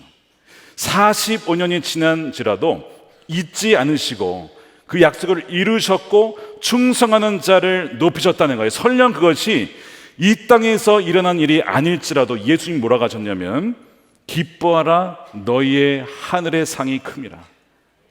이 땅에서 그것이 있으면 그것도 귀한 일이에요. 상을 주신 것이니까. 없다 하더라도 그건 더 기쁜 일일 수 있어요. 영원한 상급이 있기 때문에 예수님께서 그 말씀을 하셨어요. 누구에게요? 온전히 나를 따른 자에게. 그 주님 뭐라고 하세요? 제자도는 뭡니까? 나를 따르는 거예요. 주님을 따르는 것이죠. 어떤 분은 그러실지 모릅니다. 목사님, 그래도 그건 뭐 젊었을 때 얘기지. 70세, 이제 80세가 넘어가면 더 이상 무엇을 하기에는 이제 늦은 것 같습니다. 이제 삶을 정리해야 될 것 같습니다. 라고 생각하는 분이 계시다면 한번 이 그림을 보시기 바랍니다. 꽤 잘 그렸죠. 네, 어느 마을에 눈이 온 풍경을 그린 것입니다. 그 다음 그림은 이제 교회와 사람들이 교회 가는 장면을 그렸어요. 자, 아까 첫 번째 그 그림은 이제 크리스마스 카드에 들어가서 1억 장 넘게 팔리게 되는 사진이 되는데요. 이것을 그린 분이 어떤 어린이나 어떤 장년이 아니고 100세가 넘는 할머니입니다. 그 이름이 누구냐면 애나 모지스라고 하는 할머니인데요. 미국인들이 가장 좋아하는 화가 중에 한 명이에요. 그녀의 나이 88세가 되던 해에 올해의 젊은 여성, 무슨 여성이요? 올해의 젊은 여성으로 88세의 모지스 할머니가 뽑혔습니다. 왜요? 그의 정신이에요. 나이가 들어도 여전히 젊은 그 어떤 감각으로 계속해서 도전하는, 그래서 상을 받고 93세에는 타임지 표지의 장식이 됩니다. 1860년생인데요. 이 모지스 할머니는 사실 이민자입니다. 이민자의 후손이에요, 미국에. 어릴 적부터 그림을 그리고 싶어하는 꿈이 있었지만 배우질 못합니다. 배울 기회가 없었어요. 그래서 시골 농장에서 자라면서 아내로서 살림살이를 합니다. 뭐 버터를 만들어서 이렇게 공급하기도 하고 이 뜨개질을 하기도 하고 10명의 아이들을 길러내는데 그중에 5명은 일찍 죽습니다. 그런 아픔을 겪어요. 그럼에도 불구하고 삶을 포기하지 아니하고 열심히 살아보려 했다. 아주 평범한 여성입니다. 그러던 그녀가 76세가 되었을 때 이 류마티스 관절염 때문에 더 이상 이제는 이 바늘을 실에 이제 낄 수가 없는 거예요. 그래서 이제는 그때는 그것을 내려놓고 붓을 들기 시작해요. 그림을 배우기 시작해요. 그리고 몇 세에 배웠다고요? 76세에. 그 다음에 80세에 개인전을 열고 100세가 되었을 때 전 세계적인 유명한 화가가 돼요. 그녀의 이야기가 담긴 책이 있습니다. 인생에서 너무 늦은 때란 없습니다. 뭐라고요? 인생에서 너무 늦은 때란 없습니다. 그 책 너무 따뜻한 책이에요. 한번 읽어보시길 추천합니다. 그녀가 거기에서 이렇게 조언을 해요. 좋아하는 일이 있다면 천천히 하세요. 때로 삶이 재촉하더라도 서두르지 마세요. 사람들은 늘 저에게 너무 늦었어, 그건 뭘 하긴 너무 늦었어라고 말하곤 했습니다. 하지만 사실은 지금이 가장 좋은 때입니다. 지금이 가장 고마워해야 할 시간이라고 생각해요. 갈렙이 개혁 개정판에 뭐라고 하냐면 지금 이 산지를 주소서라고 합니다. 무엇인가를 진정으로 꿈꾸는 사람에겐 지금이 가장 젊은 때입니다. 이번 표현에 의하면 하나님이 자신에게 어떤 그 문을 활짝 열어주셨대요. 이분이 믿는 분이에요. 그래서 그분의 그림을 보면 교회 그림이 꽤 많이 나옵니다. 아까 두 번째 그림의 제목이 뭔지 아십니까? 우리는 교회에 가고 있다입니다. 그래서 We are coming to church예요. 굉장히 어떤 그 교회 그림도 많이 그리고, 근데 그것만이 아니고 마을 사람들의 결혼하는 모습, 식사하는 모습, 아이들의 모습을 따뜻하게 그것을 그려냈어요. 자, 이분은요 어릴 적에 꿈을 품었지만 그림 배우질 못했습니다. 그런데 70년이 흘러도 포기하지 않았어요. 그 꿈을 품고 있다가 꿈대로 그림을 그리게 되었고 101세의 부름을 받는데 그때까지 무려 1600여 점의 작품을 남기게 돼요. 많은 이들에게 이 세상의 따뜻함과 하나님의 이 피조 세계가 얼마나 아름다운지를 그림을 통해서 그 할머니, 모지스 할머니가 그렇게 사람들에게 선물해 줄 수 있었다는 거예요. 여러분, 너무 늦었다고 생각하십니까? 여러분, 결코 그렇지 않습니다. 여러분들의 꿈이 이제는 잊혀졌다고 생각하십니까? 하나님은 한 번도 여러분 잊은 적이 없음을 믿으시길 축복합니다. 45년간 자신에게 주신 약속을 갈렙은 잊지 않고 신실하신 하나님을 믿고 나왔어요. 사실 갈렙은요, 여호수아와 비교해보면 어느 면에서나 뒤처지지 않고 오히려 나으면 더 나았습니다. 아까 말씀드린 대로 용기나 담대함이나 어떤 스피치나 이런 거 보면 훨씬 더 어떻게 보면 갈렙이 더 나은 면이 분명히 많아요. 그런데 하나님이 여호수아를 세우셨어요. 갈렙은 그것을 철저하게 인정하고 2인자로서 뒤에서 머물며 여호수아를 서포트합니다. 신실하게 그를 도와요. 하나님이 그것도 보신 거예요. 사실 여호수아가 실수를 여러 번 했어요. 그때쯤 되면 사람들을 모아다가 이때다 해가지고 내가 리더를 해야지라고 충분히 할 수도 있었지만 절대 그렇게 하지 않고 오히려 그 사람들을 마음을 모아서 다시 일어날 수 있도록 유다 지파의 어떤 리더로서 그 역할을 온전히 감당했던 사람이 바로 갈렙입니다. 나의 꿈이 있지만 우리 민족과 이스라엘의 꿈이 더 중요하다, 하나님이 주신 그 대의가 더 중요하다라고 묵묵히 기다리며 나아갔어요. 그리고 건강관리를 잘해서 내가 굉장히 지금까지도 강건하다고 그렇게 고백할 정도입니다. 그러나 그가 이 산지를 요구하는 것은 내가 힘이 있어서 내가 지금까지 이제 경력과 경험을 많이 쌓아서 이제는 그 산지를 얻을 수 있다라고 하는 것이 아닙니다. 그가 요구하고 있는 그 메시지, 그거의 그 믿음은 무엇이냐면 하나님이 나와 함께 하시기 때문이라는 것이죠. 12절 말씀에 주님께서 나와 함께 하시기만 한다면 말씀하신 대로 나는 그들을 쫓아낼 수 있습니다 라고 말씀하는 거예요. 하나님은 변하신 적이 없어요. 45년간 변하지 않으셨고 100년, 1000년, 2000년이 지나도 변하지 않는 분임을 그가 분명히 믿었다는 것이죠. 그래서 여러분 45년의 세월은 호송세월한 시간이 아니라, 그래서 나이가 든다는 것은 늙어가는 것이 아니라 오히려 무르익어가는 것이다. 늙어가는 것이 아니라 익어가는 것이다. 약속이 잊혀지는 것이 아니라 익어가고 있는 것이다. 때가 되어가고 있다는 것입니다. 기랏 아르바는요, 하나님을 대적하는 사람들이 차지하던 땅이에요. 그런데 그것이 헤브론으로 바뀝니다. 헤브론은 교제라는 뜻이거든요. 교제하다. 그러니까 하나님과 친밀히 교제하는 땅이 바로 헤브론이에요. 하나님을 신실하게 믿고 온전히 따른 자를 통해서 그 땅은, 기랏 아르바는 헤브론으로 바뀌게 된다는 거예요. 바로 여러분들을 통해서 그 놀라운 일이 이루게 될 줄로 믿습니다. 저는 말씀을 준비하면서 20년 전에 저의 신학교 시절이 생각이 났어요. 학부 마지막 때에 2003년 가을, 2004년 그리고 대학원 졸업할 때까지 감리교 신학대학교 꼭대기 대학원이 가장 높은 위치입니다. 그 위에 기도실이 있어요. 해발 몇 미터인지는 모르겠습니다.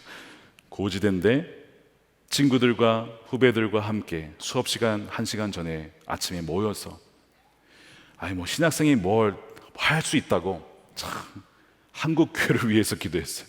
신학교를 위해 기도했어요. 뭘 할 수 있겠어요? 신학생이 뭘 할 수 있어요? 그런데 참 대담하게도 한국 교회를 위해서 품고 기도를 했고, 신학교에 종교다원주의가 들어와 있었고, 또한 어떤 자유주의 신학이 들어와 있어서 주님 아닙니다. 정말 주님만이 유일한 구원의 길이고 말씀은 이미 충분한 하나님의 영감된 말씀을 믿는 그 믿음을 하나님 가지고 나아가는 우리 신학생들이 배출되게 해달라고 막 그런 기도를 드렸는데 20년이 지나고 나니까 신학교 분위기가 완전 바뀌어버렸어요. 그때랑 지금은 완전 달라요.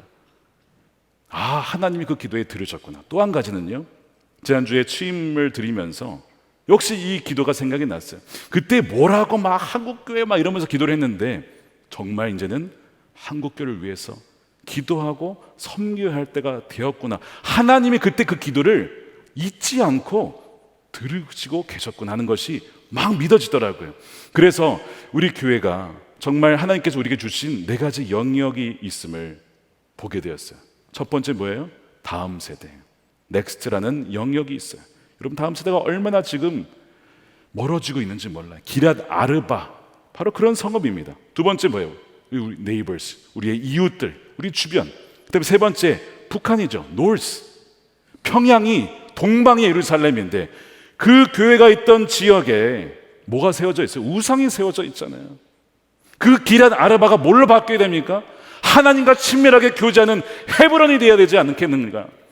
북한을 품고 기도하라. 또한 뭡니까? 네이션스, 열방을 우리에게 이미 주셨구나 라고 하는 것이 품어지면서 그때 20년 전에 기도했던 것이 지금 벌써 이루어지고 있고, 또한 앞으로 20년 30년 뒤에 하나님이 어떻게 우리의 기도에 응답하실 것인가가 엄청 기대가 되는 거예요.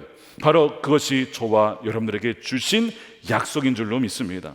그 약속을 품고 나아갈 때 바로 갈렙과 같은 여러분들을 통해서 가정과 직장과 학교와 선교지가 온전히 주의 나라로 바뀌게 될 줄로 믿습니다. 우리 이렇게 기도했으면 좋겠어요. 하나님, 우리에게는 그런 능력이 없지만 주님께서 우리와 함께 하신다면 바로 그 기랏 아르바가 하나님과 친밀하게 교제하는 헤브론으로 바뀌게 될 줄로 믿습니다. 주님, 이 산지를 우리에게 주시옵소서. 우리가 그렇게 기도하며 나아갈 때에 여러분들 한 분 한 분 여러분들이 갈렙이라고 믿으시고, 하나님은 결코 신실하게 주를 따른 자를 여러분 잊지 않으십니다. 하나님은 기억하시고 그 마음의 중심을 보세요. 여러분 힘드십니까? 여러분 풍파가 있으십니까? 반대가 있습니까? 저항이 있습니까? 현실적으로는 말도 안 된다고 생각합니까? 45년 전에 헤브론 땅 준다고 하는 것은 단 1평도 얻지 못해서 이거는 잊혀진 거야, 하나님 나를 버리신 거라고 혹시 생각하십니까? 아니라는 것입니다. 하나님 잊은 적이 없어요. 오늘 이 시간에 여러분 혹시 과거에 그냥 포기했던 꿈이 있다면 다시 그것을 주님께 내어드리십시오. 주님, 저도 모르게 그것을 접고 말았습니다. 상황과 여건에 맞춰서 아니라고 생각했습니다. 그러나 주님은 오늘 말씀을 보니까 여전히 그때나 지금이나 동일하신 신실하신 하나님이십니다. 하나님 그 일을 이루어 주옵소서. 우리 함께 우리 통성으로 그것을 놓고 기도하도록 하겠습니다. 오늘 하나님께서 우리에게 주시는 말씀은 여호수아서 17장 14절에서 18장 10절 말씀입니다. 봉독은 17장 16절부터 18장 4절 9절에서 10절까지만 하겠습니다. 요셉 자손이 말하였다. 그 산간 지방은 우리에게 넉넉하지 못하고 그 골짜기 땅 곧 벳산과 그 변두리 마을과 이스라엘 골짜기에 사는 가나안 사람들에게는 다 철병거가 있습니다. 여호수아가 다시 요셉 족속인 에브라임 지파와 서쪽 므낫세 지파에게 말하였다. 당신들은 큰 무리요 큰 세력도 가졌으니 한몫만 가질 일이 아닙니다. 산간지방도 당신들의 것이 될 것이요 산간지방이라 하더라도 그곳을 개간하여 이 끝에서 저 끝까지 차지하시오. 가나안 사람들이 철병거를 가져서 강하다 하더라도 당신들은 그들을 쫓아낼 수 있어. 이스라엘 자손이 그 땅을 정복한 뒤의 일이다. 이스라엘 자손 온 회중이 실로에 모여서 거기에 회막을 세웠다. 그러나 이스라엘 자손 가운데 유산을 아직도 받지 못한 지파가 7이나 남아 있었다. 그래서 여호수아가 이스라엘 자손에게 이렇게 말하였다. 당신들은 어느 때까지 주 당신들 조상의 하나님이 당신들에게 주신 땅을 차지하러 가기를 미루겠소. 당신들은 각 지파에서 3사람씩을 선출하시오. 내가 그들을 그리로 보내겠소. 그들이 가서 그 땅을 두루 다닌 뒤에 자기 지파가 유산으로 받을 땅의 모양을 그려서 내게로 가져오도록 하겠소. 그 사람들이 가서 그 땅을 두루 다니며 성읍의 명단을 작성하여 책에 7몫으로 그려서 실로의 증인에 있는 여호수아에게 돌아왔다. 실로에서 여호수아는 주님 앞에서 제비를 뽑고 거기에서 그는 이스라엘 자손의 각 지파에게 그 땅을 나누어 주었다. 우린 지난주에 우리 갈렙을 살펴보았습니다. 45년 전에 그 약속을 한 번도 잊지 않고 매일마다 그 약속을 되새기고 그날이 이루어지기까지 기도하며 품었던 그 갈렙, 그리고 때가 되었을 때에 그날의 제게 약속하신 그 산지를, 저 산지를 저에게 주십시오. 그랬을 때 하나님께서 갈렙과 그의 자손들에게 그 헤브론 산지를 주었습니다. 근데 오늘 본문에 보면 이 갈렙의 이야기가 좀 반대되는 이야기가 나옵니다. 갈렙이 그렇게 땅을 차지한 이후로 몇 년이 흘렀습니다. 그런데 그때까지도 여전히 땅을 유산으로 받지 못한 지파가 무려 7지파, 그러니까 한 60% 정도의 지파든 아직도 그 땅을 유업으로 받지 못한 겁니다. 그래서 여호수아가 오늘 본문의 3절에서 이렇게 얘기를 합니다. 당신들은 어느 때까지 주 당신들의 조상의 하나님이 당신들에게 주신 땅을 차지하러 가기를 미루겠소? 개정판에는 지체하겠습니까? 하나님이 주신 땅이에요. 이미 주신 땅인데 언제까지 미루겠습니까? 라고 약간 책망을 하면서 또 격려를 하면서 이런 얘기를 하는 겁니다. 분명히 하나님이 주신 땅이라고 말씀을 드렸잖아요. 근데도 가지 않는 겁니다. 미루고 있는 겁니다. 여러분, 여호수아서에 땅이라고 할 때는 어떤 의미냐면 하나님의 나라를 상징적으로 보여주는 것이죠. 하나님이 통치하시고 하나님의 선하심과 그분의 공의하심과 그분의 긍휼로 다스리시는 그 어떤 영역을 여호수아서에는 그 땅이라고 표현을 하는 거예요. 그런데 그 땅이 원래 하나님의 땅인데 거기에 가나안 7족속이 살고 있는 것이죠. 그래서 이 여호수아서의 이 정복 전쟁은 바로 하나님의 땅이었던 그 땅을 되찾고 회복하는 거룩한 이 전쟁입니다. 그런데 이제 이 어떤 분들은 그런 얘기를 하실 수 있어요. 아니, 어떻게 원주민들을 쫓아내고 그 땅을 차지합니까? 근데 그들이 원주민이 아니고요. 그들 원래 메소포타미아 지역에 있다가 가나안 남부 지역으로 와가지고 그 땅에 살고 있던 사람들을 쫓아내고 산 자들이 이 가나안 족속입니다. 그것이 신명기 2장부터 읽어보시면 나와요. 그러니까 이들도 원주민이 아니에요. 땅을 차지할 수 물론 있지요. 문제는 뭐냐면 이들이 하나님을 숭배하고 영광스럽게 예배하는 것이 아니고 우상을 숭배하고 음란과 음행과 온갖 더러운 모든 것들을 그 땅에서 행하는 것입니다. 심지어 인신제물까지 바치는 그런 일을 그 땅에서 함으로써 그 땅을 더럽히고 있는 것이죠. 그래서 그 땅의 본래 주인이신 하나님께서 그들을 몰아내고 다시 그 땅을 회복시키고자 하신 것이 바로 이 가나안 정복 전쟁입니다. 그래서 이거는 영적 전쟁이면서 진리 전쟁인 것이죠. 예수님께서도 보면 하나님 나라를 회복하는 그 사역을 하신 것이죠. 회개하라, 천국이 가까이 왔다.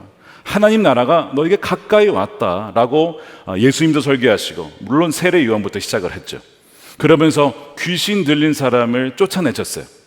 그 귀신 들린 그 영혼은 본래는 영혼도 땅이죠. 하나님이 통치하시는 사람인데 불법적으로 귀신이 점령하고 그 영혼을 사로잡고 있는 거예요. 그러니까 그 영혼을 쫓아냄으로써 그 땅을 본래 하나님의 땅으로 회복시킨 것이죠.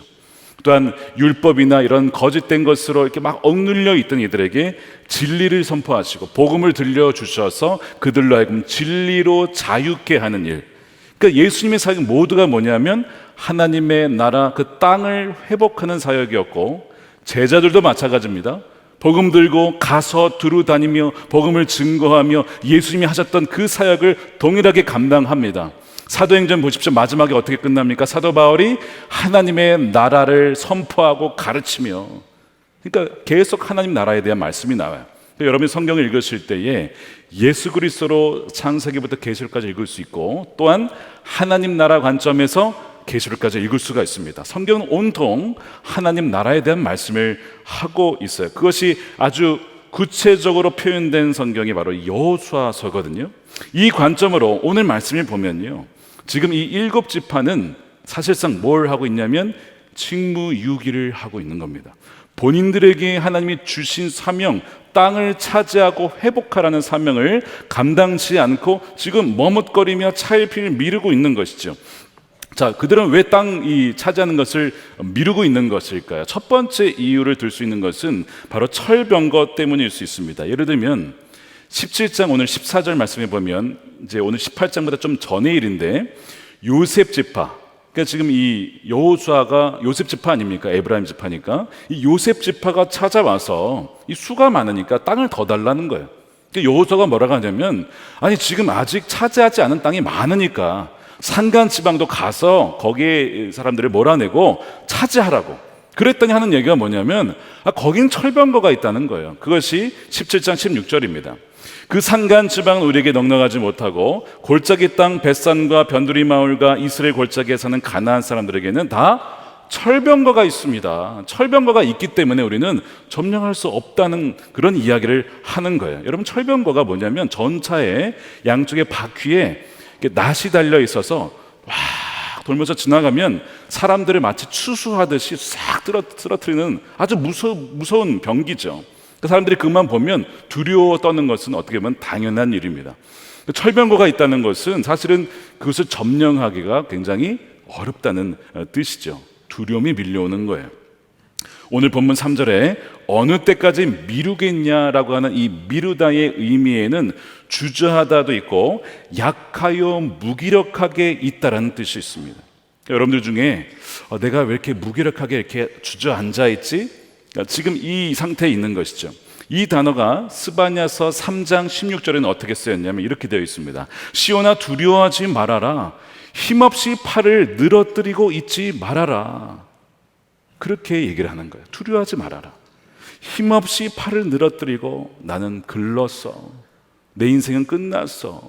내가 뭘 하겠어. 너무 두려워. 철병거가 있어.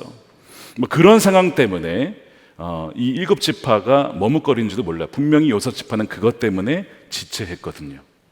그런데 이 7지파가 그들이 지금 미루고 있었던 분명한 이유는 나태함 때문입니다. 자, 왜냐하면 오늘 18장 1절에 보면 이스라엘 자손이 그 땅을 정복한 뒤의 일이라고 했거든요. 정복을 이미 했는데도 7지파는 아직 그 땅을 차지하러 가지 않고 있는 거예요.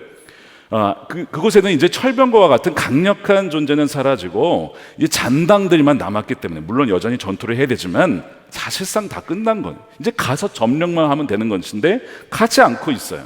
나태한 것입니다. 여러분, 성경에서 나태하다라고 얘기할 때는 아무것도 그냥 안 하다, 게으르다, 단지 그런 의미가 여러분 아닙니다.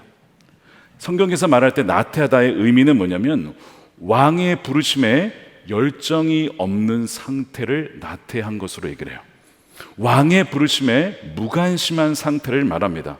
그래서 이거는 어떤 아무리 내가 분초를 다투면서 열심히 살아도 왕의 부르심에 응답하는 것이 아닌 이상은 그것은 나태한 것일 수 있어요. 왜냐하면 이 나태는 방향성이 중요하지 활동성이 중요한 게 아니에요. 얼마나 많이 활동하냐가 중요한 게 아니고 얼마나 왕의 부르심에 합당하게 그 방향에 맞추어 주님의 그 시선에 맞추어 내가 발맞추어 가느냐, 이것이 훨씬 더 중요하거든요.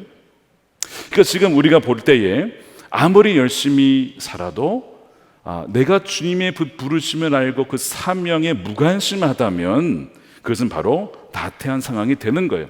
디도서 2장 14절에 하나님께서 우리를 속량하신 이유를 이렇게 말씀합니다. 우리 함께 읽어보겠습니다. 시작.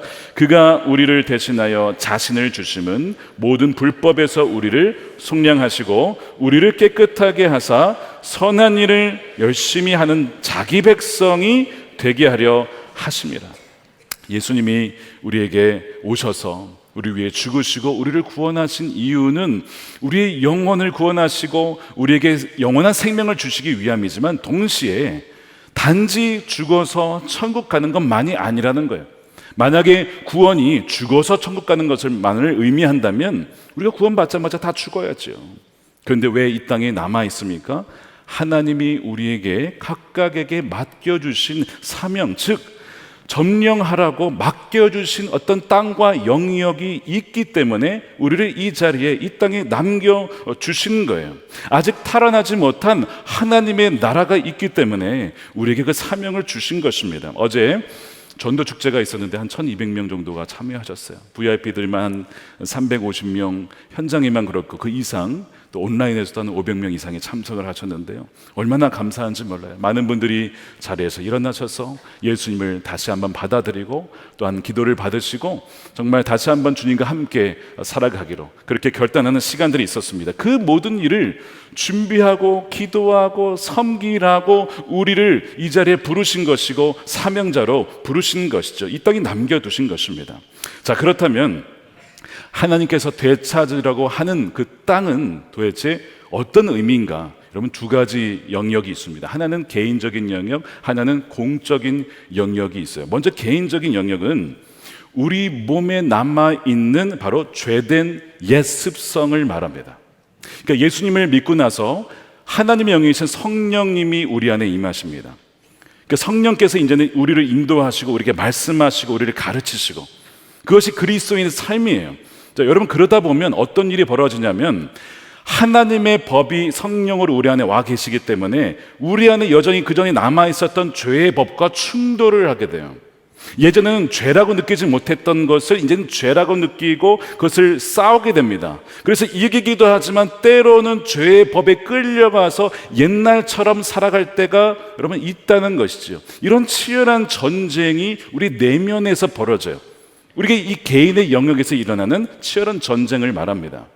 사도 바울이 예수님을 믿고 나서 그의 안에 성령이 계시고 나서 이 전쟁이 더 치열해졌어요. 내적 전쟁이죠.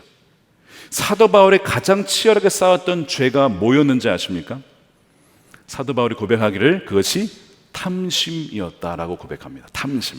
로마서 7장 7절에 율법에 탐내지 말아라 하지 않았다면 나는 탐심이 뭔지 몰랐을 것입니다. 그러나 죄는 이 계명을 통하여 틈을 타서 내 속에서 온갖 탐욕을, 탐심을 일으켰다는 거예요. 그 위대하던 사도 바울도 거듭난 이후에 계속 싸워야 했던 것은 자신 안에 남아있는 이 잔당들 있죠. 아직 정복되지 못한 이 땅 영역이 있었다는 거예요. 그것이 바로 탐욕, 탐심이었습니다. 여러분, 다윗이 간음죄를 저질렀는데 바스바의 그 간음이 단지 간음이 아니고 여러분 그것은 본질상 탐욕입니다. 자신의 배우자에 감사하고 만족하지 못하고 남의 배우자를 탐낸 것이 여러분 간음이죠. 그 간음죄를 숨기고 탐심을 숨기기 위해서 거짓말이 더해지고 살인교사가 더해지는 것입니다.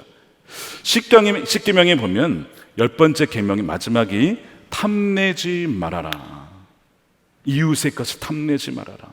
그게 마지막 계명이에요. 근데 다시 거꾸로 올라가서 첫 계명이 뭐죠? 나 외에 다른 신을 섬기지 말아라. 여러분, 이것도 탐심입니다. 하나님만으로 만족하지 못하고 다른 우상들을 동시에 하나님도 섬기고 우상도 섬김으로써 내 안에 욕구를 채우고자 하는 탐심이죠. 그러니까 십계명 전체는 다 뭘 경고하고 있냐면 탐심을 경고하고 있어요. 이것이 사도 바울이 싸웠던 그의 내면 안에 남아 있었던 그가 정복해야 될 땅이라는 것입니다. 물론 이미 예수님과 함께 십자가에서 죽었기 때문에 그 땅은 이미 주님이 주신 땅이에요. 그런데 잔당들이 남아 있기 때문에 날마다 죽노라, 십자가에서 난 죽었습니다 고백하면서 이제 그것을 싸우게 되죠. 여러분들에게는 어떤 고백이 있습니까? 그러니까 이제 막 너무 어떤 날은 이게 너무 심하니까요. 뭐라고 고백하냐면 로마서 7장 23절에 내 지체에는 다른 법이 있어서 내 마음의 법과 맞서 싸우며 내 지체의 죄의 법이 나를 포로로 만드는 것을 봅니다. 이 죄의 설이 너무 센 거죠. 나는 비참한 사람입니다. 나는 공고한 사람입니다. 누가 이 죽음의 몸에서 나를 건져 주겠습니까? 그러니까 예수님을 닮지 못하게 하는, 또한 예수님을 닮지 못하고 여전히 세상을 닮아 있는 그의 어떤 내면의 성품과 습성이 사도 바울에게도 남아 있었다는 거예요. 그러면서 사도 바울이 로마서 13장에서는 이 로마 교인들에게, 우리 성도들에게 이런 얘기를 하죠. 밤이 깊고 낮이 가까이 왔습니다. 그러므로 우리는 어둠의 행실을 벗어버리고 빛의 갑옷을 입읍시다. 호사한 연애와 술 취함과 음행과 방탕과 싸움과 시기에 빠지지 맙시다. 주 예수 그리스도로 옷을 입으십시오. 정욕을 채우려고 육신의 일을 꾀하려 하지 마십시오. 지금 누구에게 말하는 겁니까? 그리스도인들에게, 로마의 그리스도인들에게 무슨 얘기냐면 예수를 믿고 거듭났지만 여전히 육신에 남아있는 아직 정복되지 못한 옛날 그 습성이 남아있다는 거예요. 여러분들은 어떤 영역이 남아있습니까? 탐심을 비롯해서 음행과 싸움과 방탕이 혹시 남아있지는 않습니까? 정말 이 죄와 싸우면서 히브리서 표현에 의하면 피 흘리기까지 싸우고 있습니까? 아니면 나태하게 머물러서 그거는 불가능해, 철병가가 있어서 안 돼, 그렇게 머뭇거리며 지체하고 있습니까? 그러니까 이 7지파, 이렇게 미루고 있는, 지체하고 있는 이 7지파는 누굽니까? 우리를 말하고 있는 것인지도 몰라요. 지금 우리의 모습, 그냥 원래 그냥 그것은 그렇게 둬야 돼 라고 생각하는 우리의 모습, 언제까지 하나님이 주신 땅을 차지하러 가기를 미룰 겁니까? 라고 하는 여호수아의 말씀은 바로 오늘 말씀을 통해서 주님께서 지금 우리에게 주시는 말씀이라는 것이죠. 그러나 하나님께서 우리가 되찾기를 원하시는 땅은 단지 개인의 영역에만 머물러 있지 않아요. 바로 공적인 영역이 있습니다. 바로 이 가나안 땅으로 상징되는 우리가 살아가는 이 세상의 정치, 경제, 문화, 미디어, 이 모든 영역이 하나님이 다스리시는 하나님의 가치관과 세계관으로 변화되기를 주님은 원하신다는 거예요. 그래서 이 가나안 7족속을 비유해서 우리 사회의 공적 영역을 7가지로 나눌 수가 있습니다. 이렇게 나눌 수가 있겠습니다. 가정, 교육, 언론과 미디어, 과학기술, 문화예술, 경제, 정치입니다. 이 영역으로 쭉 나눠보면 교회도 물론 하나의 영역으로 둘 수 있어요. 종교라는 영역으로. 그러니까 이스라엘은 바로 교회를 상징하는데 이스라엘은 하나님이 택하신 나라죠. 그런데 그들도 결국에는 그 세상과 같이 나중에는 변해갑니다. 그들도 우상을 숭배하고 나중에 그들도 가나안 족속과 같이 쫓겨남을 당하자 바벨론 포로로 끌려가는 거예요. 하나님 말씀에 순종하지 아니하고 살아가면 그 땅은 영원히 그 땅이 그 자손에게 주어지는 것이 아니라 징계를 받게 돼요. 그런 점에서 이 교회라는 영역도 하나의 영역으로 볼 수 있는데 저는 이것을 구분을 하고 싶어요. 어쨌든 하나님께서는 교회를, 하나님의 백성들을 이 세상을 변화시키는 주체로 삼으셨어요. 그렇기 때문에 저는 교회를 따로 구분해서 나머지 이 7가지를 구분하고 싶은데요. 자, 다시 한번 보여주기 바랍니다. 자, 이 영역을 보시면요, 본인이 여러분께서 속해 있는 영역이 적어도 한 군데는 있으실 거예요. 적어도 교회는 있고요, 하나는. 그 다음에 가정주부의 경우에 가정, 그 다음에 자녀를 기른다면 교육의 영역이 있을 수 있죠. 그러니까 내가 속한 그 영역에 불법적으로 하나님을 대적하는 무리들이 이해한 일은 없느냐. 그 일을 위해서 나를 그 영역에 부르셨고 내가 감당해야 될 일은 무엇이냐, 여러분 생각하셔야 됩니다. 여러분 가정의 같은 경우에 가정을 생각해 보시면 우리 정말 가정이 천국과 같은 가정이 되야 되는데 그렇지 못한 가정이 있을 수 있죠. 왜 그렇죠? 마귀가 가정을 갈라놓기 때문에 그래요. 불법적으로 그 가정의 영역에 침투해서 갈라놓고 흔들고 하기 때문에 몰아내야 됩니다. 근데 그것을 돕기 위해 우리 교회에서 마련한 게 뭐예요? 행복 플러스입니다.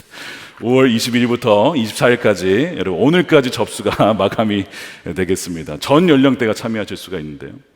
여러분 그렇게 가정의 영역에 하나님 나라가 회복되기를 그렇게 우리가 기도해야 되죠. 또한 문화예술은 어떻습니까? 어제 광야 아트리에서 와서 루카스 공연했는데 저는 이 자리에 앉아서 정말 눈물이 마르지가 않는, 연기와 또한 음악을 통해서 또한 비주얼을 통해서 복음을 전하고 예수 그리스도를 전하고 하나님 나라와 소망을 품게 하는 얼마나 아름다운 일인지 몰라요. 여러분 문화는 전 세계 공통어입니다. 이제는 문화를 통해서 사람들에게 복음을 증거할 수 있어요. 그런데 반대로 문화를 통해서 수많은 영혼들을 피폐하게 만들고 심지어 죽음으로 몰고 갈 수도 있는 아주 위험한 것이기도 합니다. 그러니까 누군가가 이 문화예술 영역에 들어가서 하나님의 나라를 회복할 수 있도록 해야 된다는 것이죠. 음악을 통해서, 연기를 통해서, 그림을 통해서, 다양한 장르를 통해서 그걸 감당해야 됩니다. 언론과 미디어는 어떻습니까? 진리와 진실을 증거하는데 여러분 전 세계로 이제는 채널이 다 열려 있어요. 온라인에 들어가면 전 세계가 다 연결돼 있어요. 얼마나 그 영향력이 강력한지 모릅니다. 그러니까 복음이 온 세계에 전파될 수 있는 이제 길이 다 열린 거죠, 사실상. 근데 반대로 거짓과 기만과 속임수와 온갖 더러운 것이 역시 언론과 미디어를 통해서 전 세계를 장악할 수도 있는 그런 위험성이 공존한다는 것입니다. 그러니까 언론과 미디어에 계신 분들은 그 사명이 있는 거예요. 정말 진리와 진실을 증거하고 복음을 증거할 수 있는 그 채널의 통로가 되어야 된다는 것이죠. 정치는 어떨까요? 말할 것도 없죠. 여러분, 법을 하나 세우면 그 영향력이 얼마나 센지 아십니까? 선한 법을 세우면 그만큼 더 많은 이들이 그 선한 영향을 받는 거죠. 악한 법은요, 그 악한 법 때문에 많은 사람들이 피해를 보게 됩니다. 최근에 유기성 목사님과 저하고 지역의 국회의원을 만났어요. 찾아오셔서 만났습니다. 보좌관들이 같이 쭉 오셨는데요. 만났을 때 유기성 목사님께서 그 의원분께 평등법에 대한 기독교와 교회의 입장을 전했습니다. 왜 우리 기독교가 거기에 대해서 염려하는지 아십니까? 라고 하면서 쭉 말씀을 드렸어요.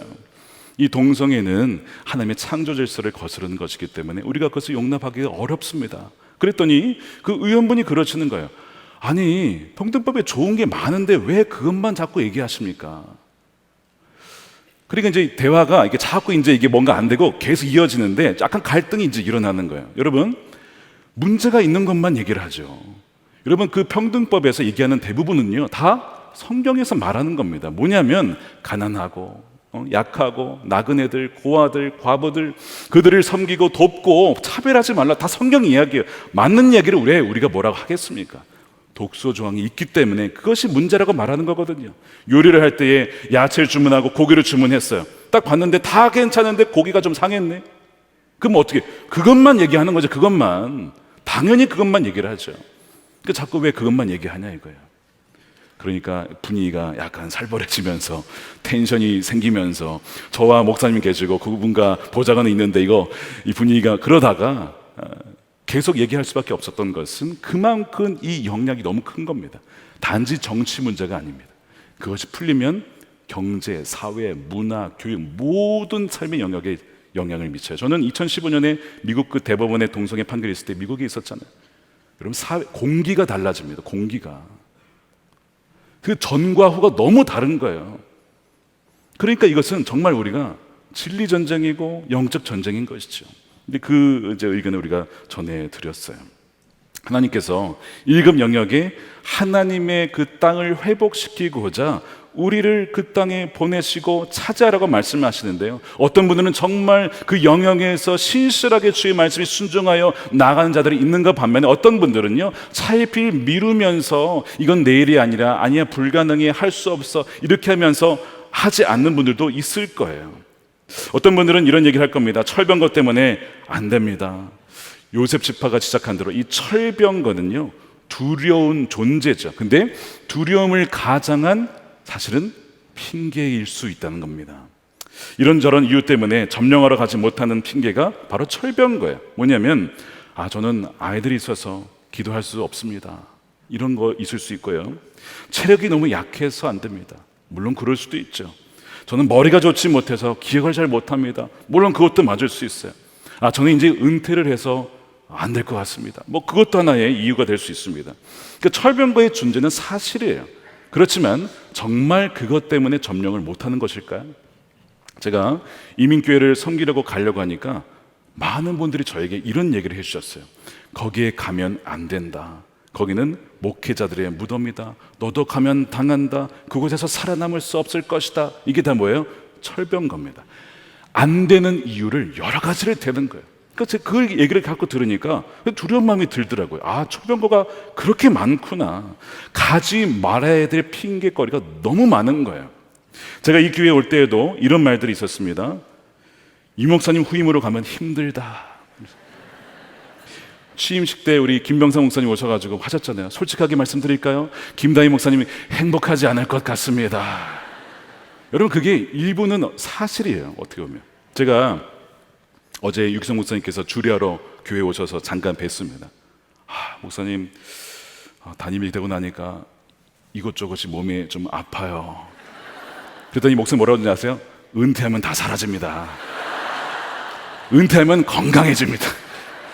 나 이제 시작하는데 목사님 은퇴 얘기하시면 어떡합니까? 저는 어떡하라고요? 여러분, 그런 게 있어요. 이 정말 잘하신 전임자 이후에 후임자로 온다는 것은 그런 부담이 없지 않아 있습니다. 그런데 저는 행복하러 온 것이 아니라 주님이 부르셔서 온 거예요. 종이 뭐 내가 행복하려고 오겠습니까? 주님 부르시면 그냥 가는 것이죠.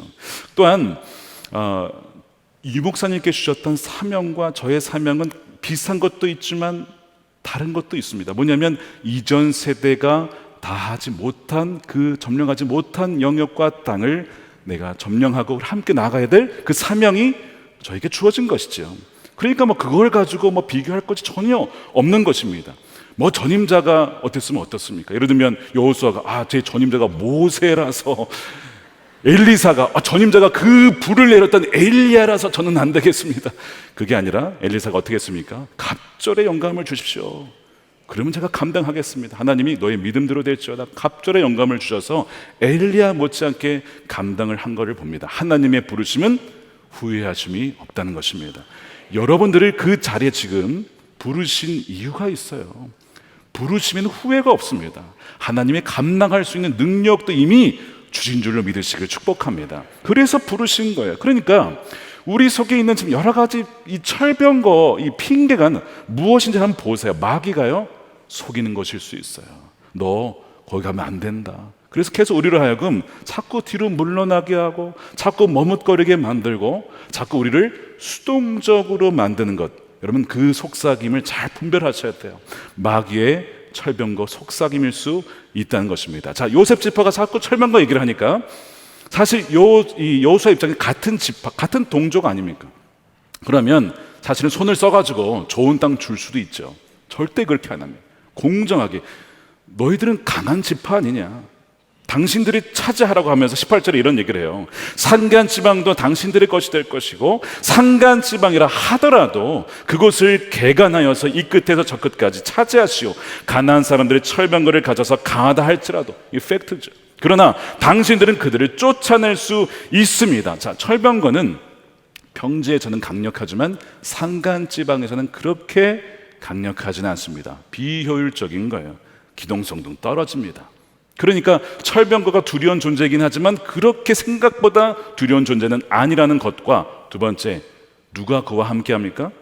하나님이 그들과 함께 하신, 지금까지 역사가 다 그거예요.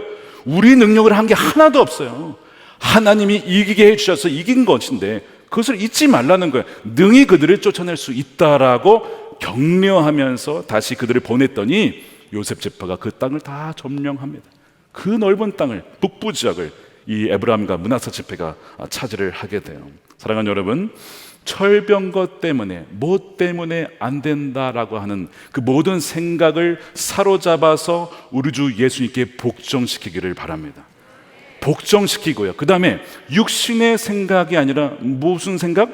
영의, 성령의 생각을 따라서 갈 때에 우리의 육신의 소욕도 이기고 철병거도 능히 이기는 여러분들의 삶이 되실 줄로 믿으시길 축복합니다. 자, 18장에 돌아보면요, 지체하고 밀었던 이 7지파에게 여호수아가 그 다음에 4가지 동사로 얘기해요. 가라, 두루 다니라, 그리라, 가져오라, 이겁니다. 자, 4절 말씀해 보세요. 내가 그들을 그리로 보내게 해서 그들이 가서 그 땅을 두루 다닌 뒤에 자기 지파가 유산으로 받을 땅의 모양을 그려서 내게로 가져오도록 하십시오. 이 동사 4군데가 나옵니다. 4가지 동사가 나와요. 각 지파의 세 산을 뽑아서 땅을 가게 하고요, 두루 다니면서 밟게 하고요, 그 다음에 땅의 모양을 지도에 그려서 가져오게 합니다. 자, 여러분, 이것이 뭐냐면 가정과 교육과 미디어와 경제, 이 과학기술, 문화예술, 정치, 이 모든 영역 속으로 가서 그 땅을 밟고 그 땅에 그리는 것은 뭐냐면, 이 영역에 하나님의 말씀대로 하나님의 나라가 회복이 되면 어떤 모습이 될까를 믿음으로 상상하면서 기도하는 것이죠. 여러분, 이것이 바로 하나님의 방법이었다는 거예요. 하나님의 뜻은 뭐냐면 뜻을 세우시고 각 사람에게 계시하시고 그것을 믿고 기도하는 자들을 통해서 먼저 역사를 시작하거든요. 그러니까 기도 없이는 이것이 불가능하기 때문에 보내는 것입니다. 밟는 땅마다 너희의 땅이 될 것이다 라고 했던 거예요. 그래서 순종하면 그만큼 그 영역은 넓어지는 것이고, 불순종하면 그만큼 또한 축소가 되는 것입니다. 여러분, 순종의 발걸음은 나가야 되는 것이죠. 이번에 중보기도위원회에서 6월 10일에 1일 기도 아웃리치를 가요. 5개 영역입니다. 다음 세대, 한국 사회, 한국 교회, 그다음에 정치와 민족 통일 영역에 이 8개 팀이 150명이 신청을 하셨어요. 흩어져서 그 지역으로 가서 밟고 두루 다니며 그리며 뭘 그리겠어요? 하나님 이 지역에, 이 영역에 하나님의 나라가 임하게 해달라고 그렇게 기도하고 돌아오는 거예요. 정확하게 여호수아가 말씀했던 그거를 행하러 가는 것이죠. 왜냐하면 바로 기도로 먼저 하나님은 역사하시기 때문에 그래요. 사랑하는 여러분, 개인 영역과 공적 영역에서 여전히 차지하지 않고 미루고 있는 영역은 무엇입니까? 사도 바울이 탐심의 영역에서 아직 점령하지 못한 영역이 있었죠. 내버려 두지 않았어요. 싸웁니다. 그리고 결국 이겨요. 어떻게 이기느냐? 로마서 7장 24절에 나는 비참한 사람입니다. 누가 이 죽음의 몸에서 나를 건져주겠습니까? 그랬는데 25절에 우리 주 예수 그리스도를 통하여 나를 건져주신 하나님께 감사를 드립니다. 이 탐욕의 몸, 탐심을 어떻게 극복했냐면 금욕으로 극복한 게 아니고 탐욕, 그 욕구와 만족을 영원히 만족시킬 수 있는 것으로 채운 거예요. 그게 누구예요? 예수님이죠. 예수님으로만 영원한 만족을 누리니까 더 이상 탐욕에 빠지지 않더라는 것이죠. 자, 그래서 완전한 만족을 주시는 그리스도를 이렇게 표현합니다. 골로새서 2장 3절에 함께 읽겠습니다. 시작. 그리스도 안에는 모든 지혜와 지식의 보화가 감추어져 있습니다. 에베소서 읽어보세요. 골로새서 읽어보세요. 하나님이 우리에게 예비하신 그 풍성한 유산이 얼마나 큰지 당신들이 알기를 원합니다. 사도 바울이 그걸 깨달은 거예요. 더 이상 탐욕의 노예가 되지 않더라는 것이죠. 여러분, 또한 공적 영역에서 우리가 차지해야 될, 가서 밟고 그리며 해야 될 영역이 있어요. 북한에 하나님 나라가 임하기를 위하여서 북한에 직접 가는 건 아니지만 북한의 그 탈북자들, 중국과 동남아시아, 한국을 거쳐서 쭉 들어오는데 그 루트를 1만 킬로를 개척한 분이 계세요. 그리고 그 개척한 그 길을 계속해서 그 루트를 통하여서 탈북자들을 인도하여 한국으로 데려온 분이 계신데 인류 역사상 가장 많은 탈북민들을 구출한 분, 1만 킬로의 여정을 설계한 분, 그분이 별명이 슈퍼맨입니다. 그분이 계신데요, 북한의 암살 위협을 당해요. 그럼에도 불구하고 그 목숨이 위험에도 불구하고 수많은 이들을 지금도 구출하기 위해 다니고 있어요. 그분에 대한 이야기가 쓰여졌는데 1만 킬로미터라는 책입니다. 한번 읽어보시면 좋겠어요. 1만 킬로미터. 지난주에 어떤 분이 저에게 선물해 주셔서 읽어보았는데요, 수많은 탈북자들의 그리고 그 슈퍼맨의 그 구출 여정이 거기에 담겨 있습니다. 예를 들면 금철이라고 하는 청년 이야기가 나와요. 중국에서 꽃제비 생활을 하다가 이 슈퍼맨을 만나고 복음을 듣고 예수님을 영접하게 되었어요. 많은 분들은요, 복음을 들으면 한국으로 가고 싶어 합니다. 대부분 그래서 한국으로 들어오시게 돼요. 근데 이 금철이는 복음을 듣고 나서 북한으로 들어가겠다는 거예요. 왜 그러냐? 복음을 듣고 나서 보니까 북한의 이 예수님을 알지 못하는 수많은 주간들이 너무 많으니까 그들만 생각하면 눈물이 마를 날이 없다라는 거예요. 그래서 나는 북한으로 다시 들어가서 복음을 증거하겠다. 그러면 슈퍼맨이 말리는 거예요. 가면 죽는다. 지금 들어가면 안 된다. 그렇게 말린 거죠. 근데 어느 날 중국에서 함께 기도를 하는데 하나님의 환상을 보여주시는 거예요. 중국 다롄과 그 금철이와 그 북한 지역의 빛을 쫙 비춰준 환상을 봐요. 하나님 나를 부르시는구나. 그렇게 슈퍼맨이 말려도 결국 북한으로 들어가요. 그 복음을 증거합니다. 근데 오랜 동안 연락이 안 되고 끊겼어요. 나중에 알아보니까 정치범 수용소에 갇혀서 모진 고문을 당합니다. 그리고 거기서 순교를 해요. 이렇게 슈퍼맨을 통해서 복음을 알게 되었다가 그 열정으로 북한으로 오히려 들어가서 순교한 사람만 23명입니다. 그 슈퍼맨이 자기의 죽음을 두려워하지 않는 것은 그렇게 23명이나 내 사랑하는 자녀들이 순교했는데 내가 어떻게 목숨을 아낄 수 있냐고, 그렇게 지금도 그 땅을 다니며 복음을 증거합니다. 또 누구 얘기가 나오냐면 북한에 사시다가 중국으로 다시 남한으로 들어오신 할머니 이야기가 나와요. 물었대요. 자유 대한민국에서 신앙생활 하시니까 참 좋으시죠? 근데 그분의 할머니 얼굴의 표정이 밝지가 않아요. 왜 그런가 물어봤더니 한국에 와보니까 한국 교회가 너무 약하다라는 것이죠. 복음도 약한 것 같고 분위기도 너무 약하고 기도도 약하고 북한 정치범 수용소에서 그렇게 그 복음을 듣고 말씀을 지키고 나가는 자들은 목숨을 걸고 그렇게 나가는데 정작 기도가 필요한 곳은 한국교회라는 것을 알게 됐다는 거예요. 처음에는 왜 하나님이 나를 이 대한민국에 보내셨나 이해를 할 수가 없었대요. 그런데 한국에서 지내다 보니까 그 이유를 알았다는 것입니다. 죽을 때까지 한국교회를 위해, 한국교회 성도들을 위해서 기도하라고 그 사명을 주시러 나를 보내셨구나 하는 것을 깨닫고 이제는 죽을 날 얼마 남지 않았지만 한국교회가 깨어날 수 있도록 기도하겠다는 겁니다. 제가 그 이야기를 들으면서 7지파가 생각이 났어요. 영적 나태함으로 왕의 부르심에 반응하지 않고 무관심하거나 열정이 없이 물러서 있고 굉장히 바쁜데 왕의 부르심에는 관심이 없는 바로 7지파가 우리의 모습이 아닌가. 오히려 마귀가 한국교회를 사로잡고 영적으로 잠들게 만들어서 오히려 지금 북한 사람들이 한국을 위해서 기도하고 있다니까요. 여러분, 이래서야 되겠습니까? 오늘 이 말씀을 우리 모두에게 하나님께서 주시는 우리 말씀으로 받았으면 좋겠어요. 저도 마찬가지고 우리 교회도 마찬가지입니다. 하나님이 이 슈퍼맨에게만 그 사명 주신 거 아닙니다. 각자에게 불러주신, 보내주신 영역이 있어요. 여러분, 더 이상 지체하지 마시고 미루지 마시고 그 땅을 주님과 함께 동행함으로 취하시는 여러분들이 되시기를 축복합니다. 하나님께서 우리에게 그것을 능히 감당할 수 있도록 우리를 부르셨고, 하나님의 부르심에는 뭐가 없다고요? 후회하심이 없다는 것입니다. 이 은혜를 누리는 저와 여러분들이 되시기를 축복합니다. 감사합니다. 우리 함께 기도할 텐데요.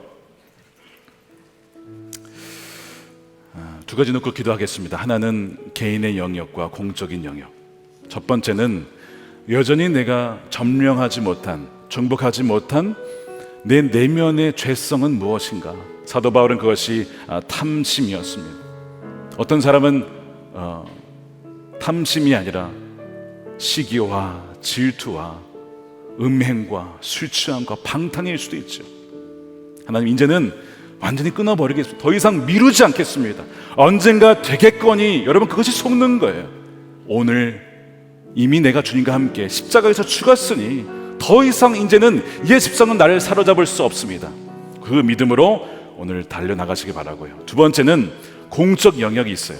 가정이든 교육이든 언론 미디어든 문화예술이든 과학이든 경제, 정치, 종교 어느 영역에 여러분이 있든지 여러분들이 그곳에 있는 것은 우연이 아니라 하나님의 섭리하심입니다. 부르신 분이 능력도 이미 주셨고 또한 감당할 힘도 이미 주신 것입니다. 그 믿음 가지고 주여 나갈 수 있도록 우리를 인도해 달라고 우리 함께 통성으로 기도하겠습니다.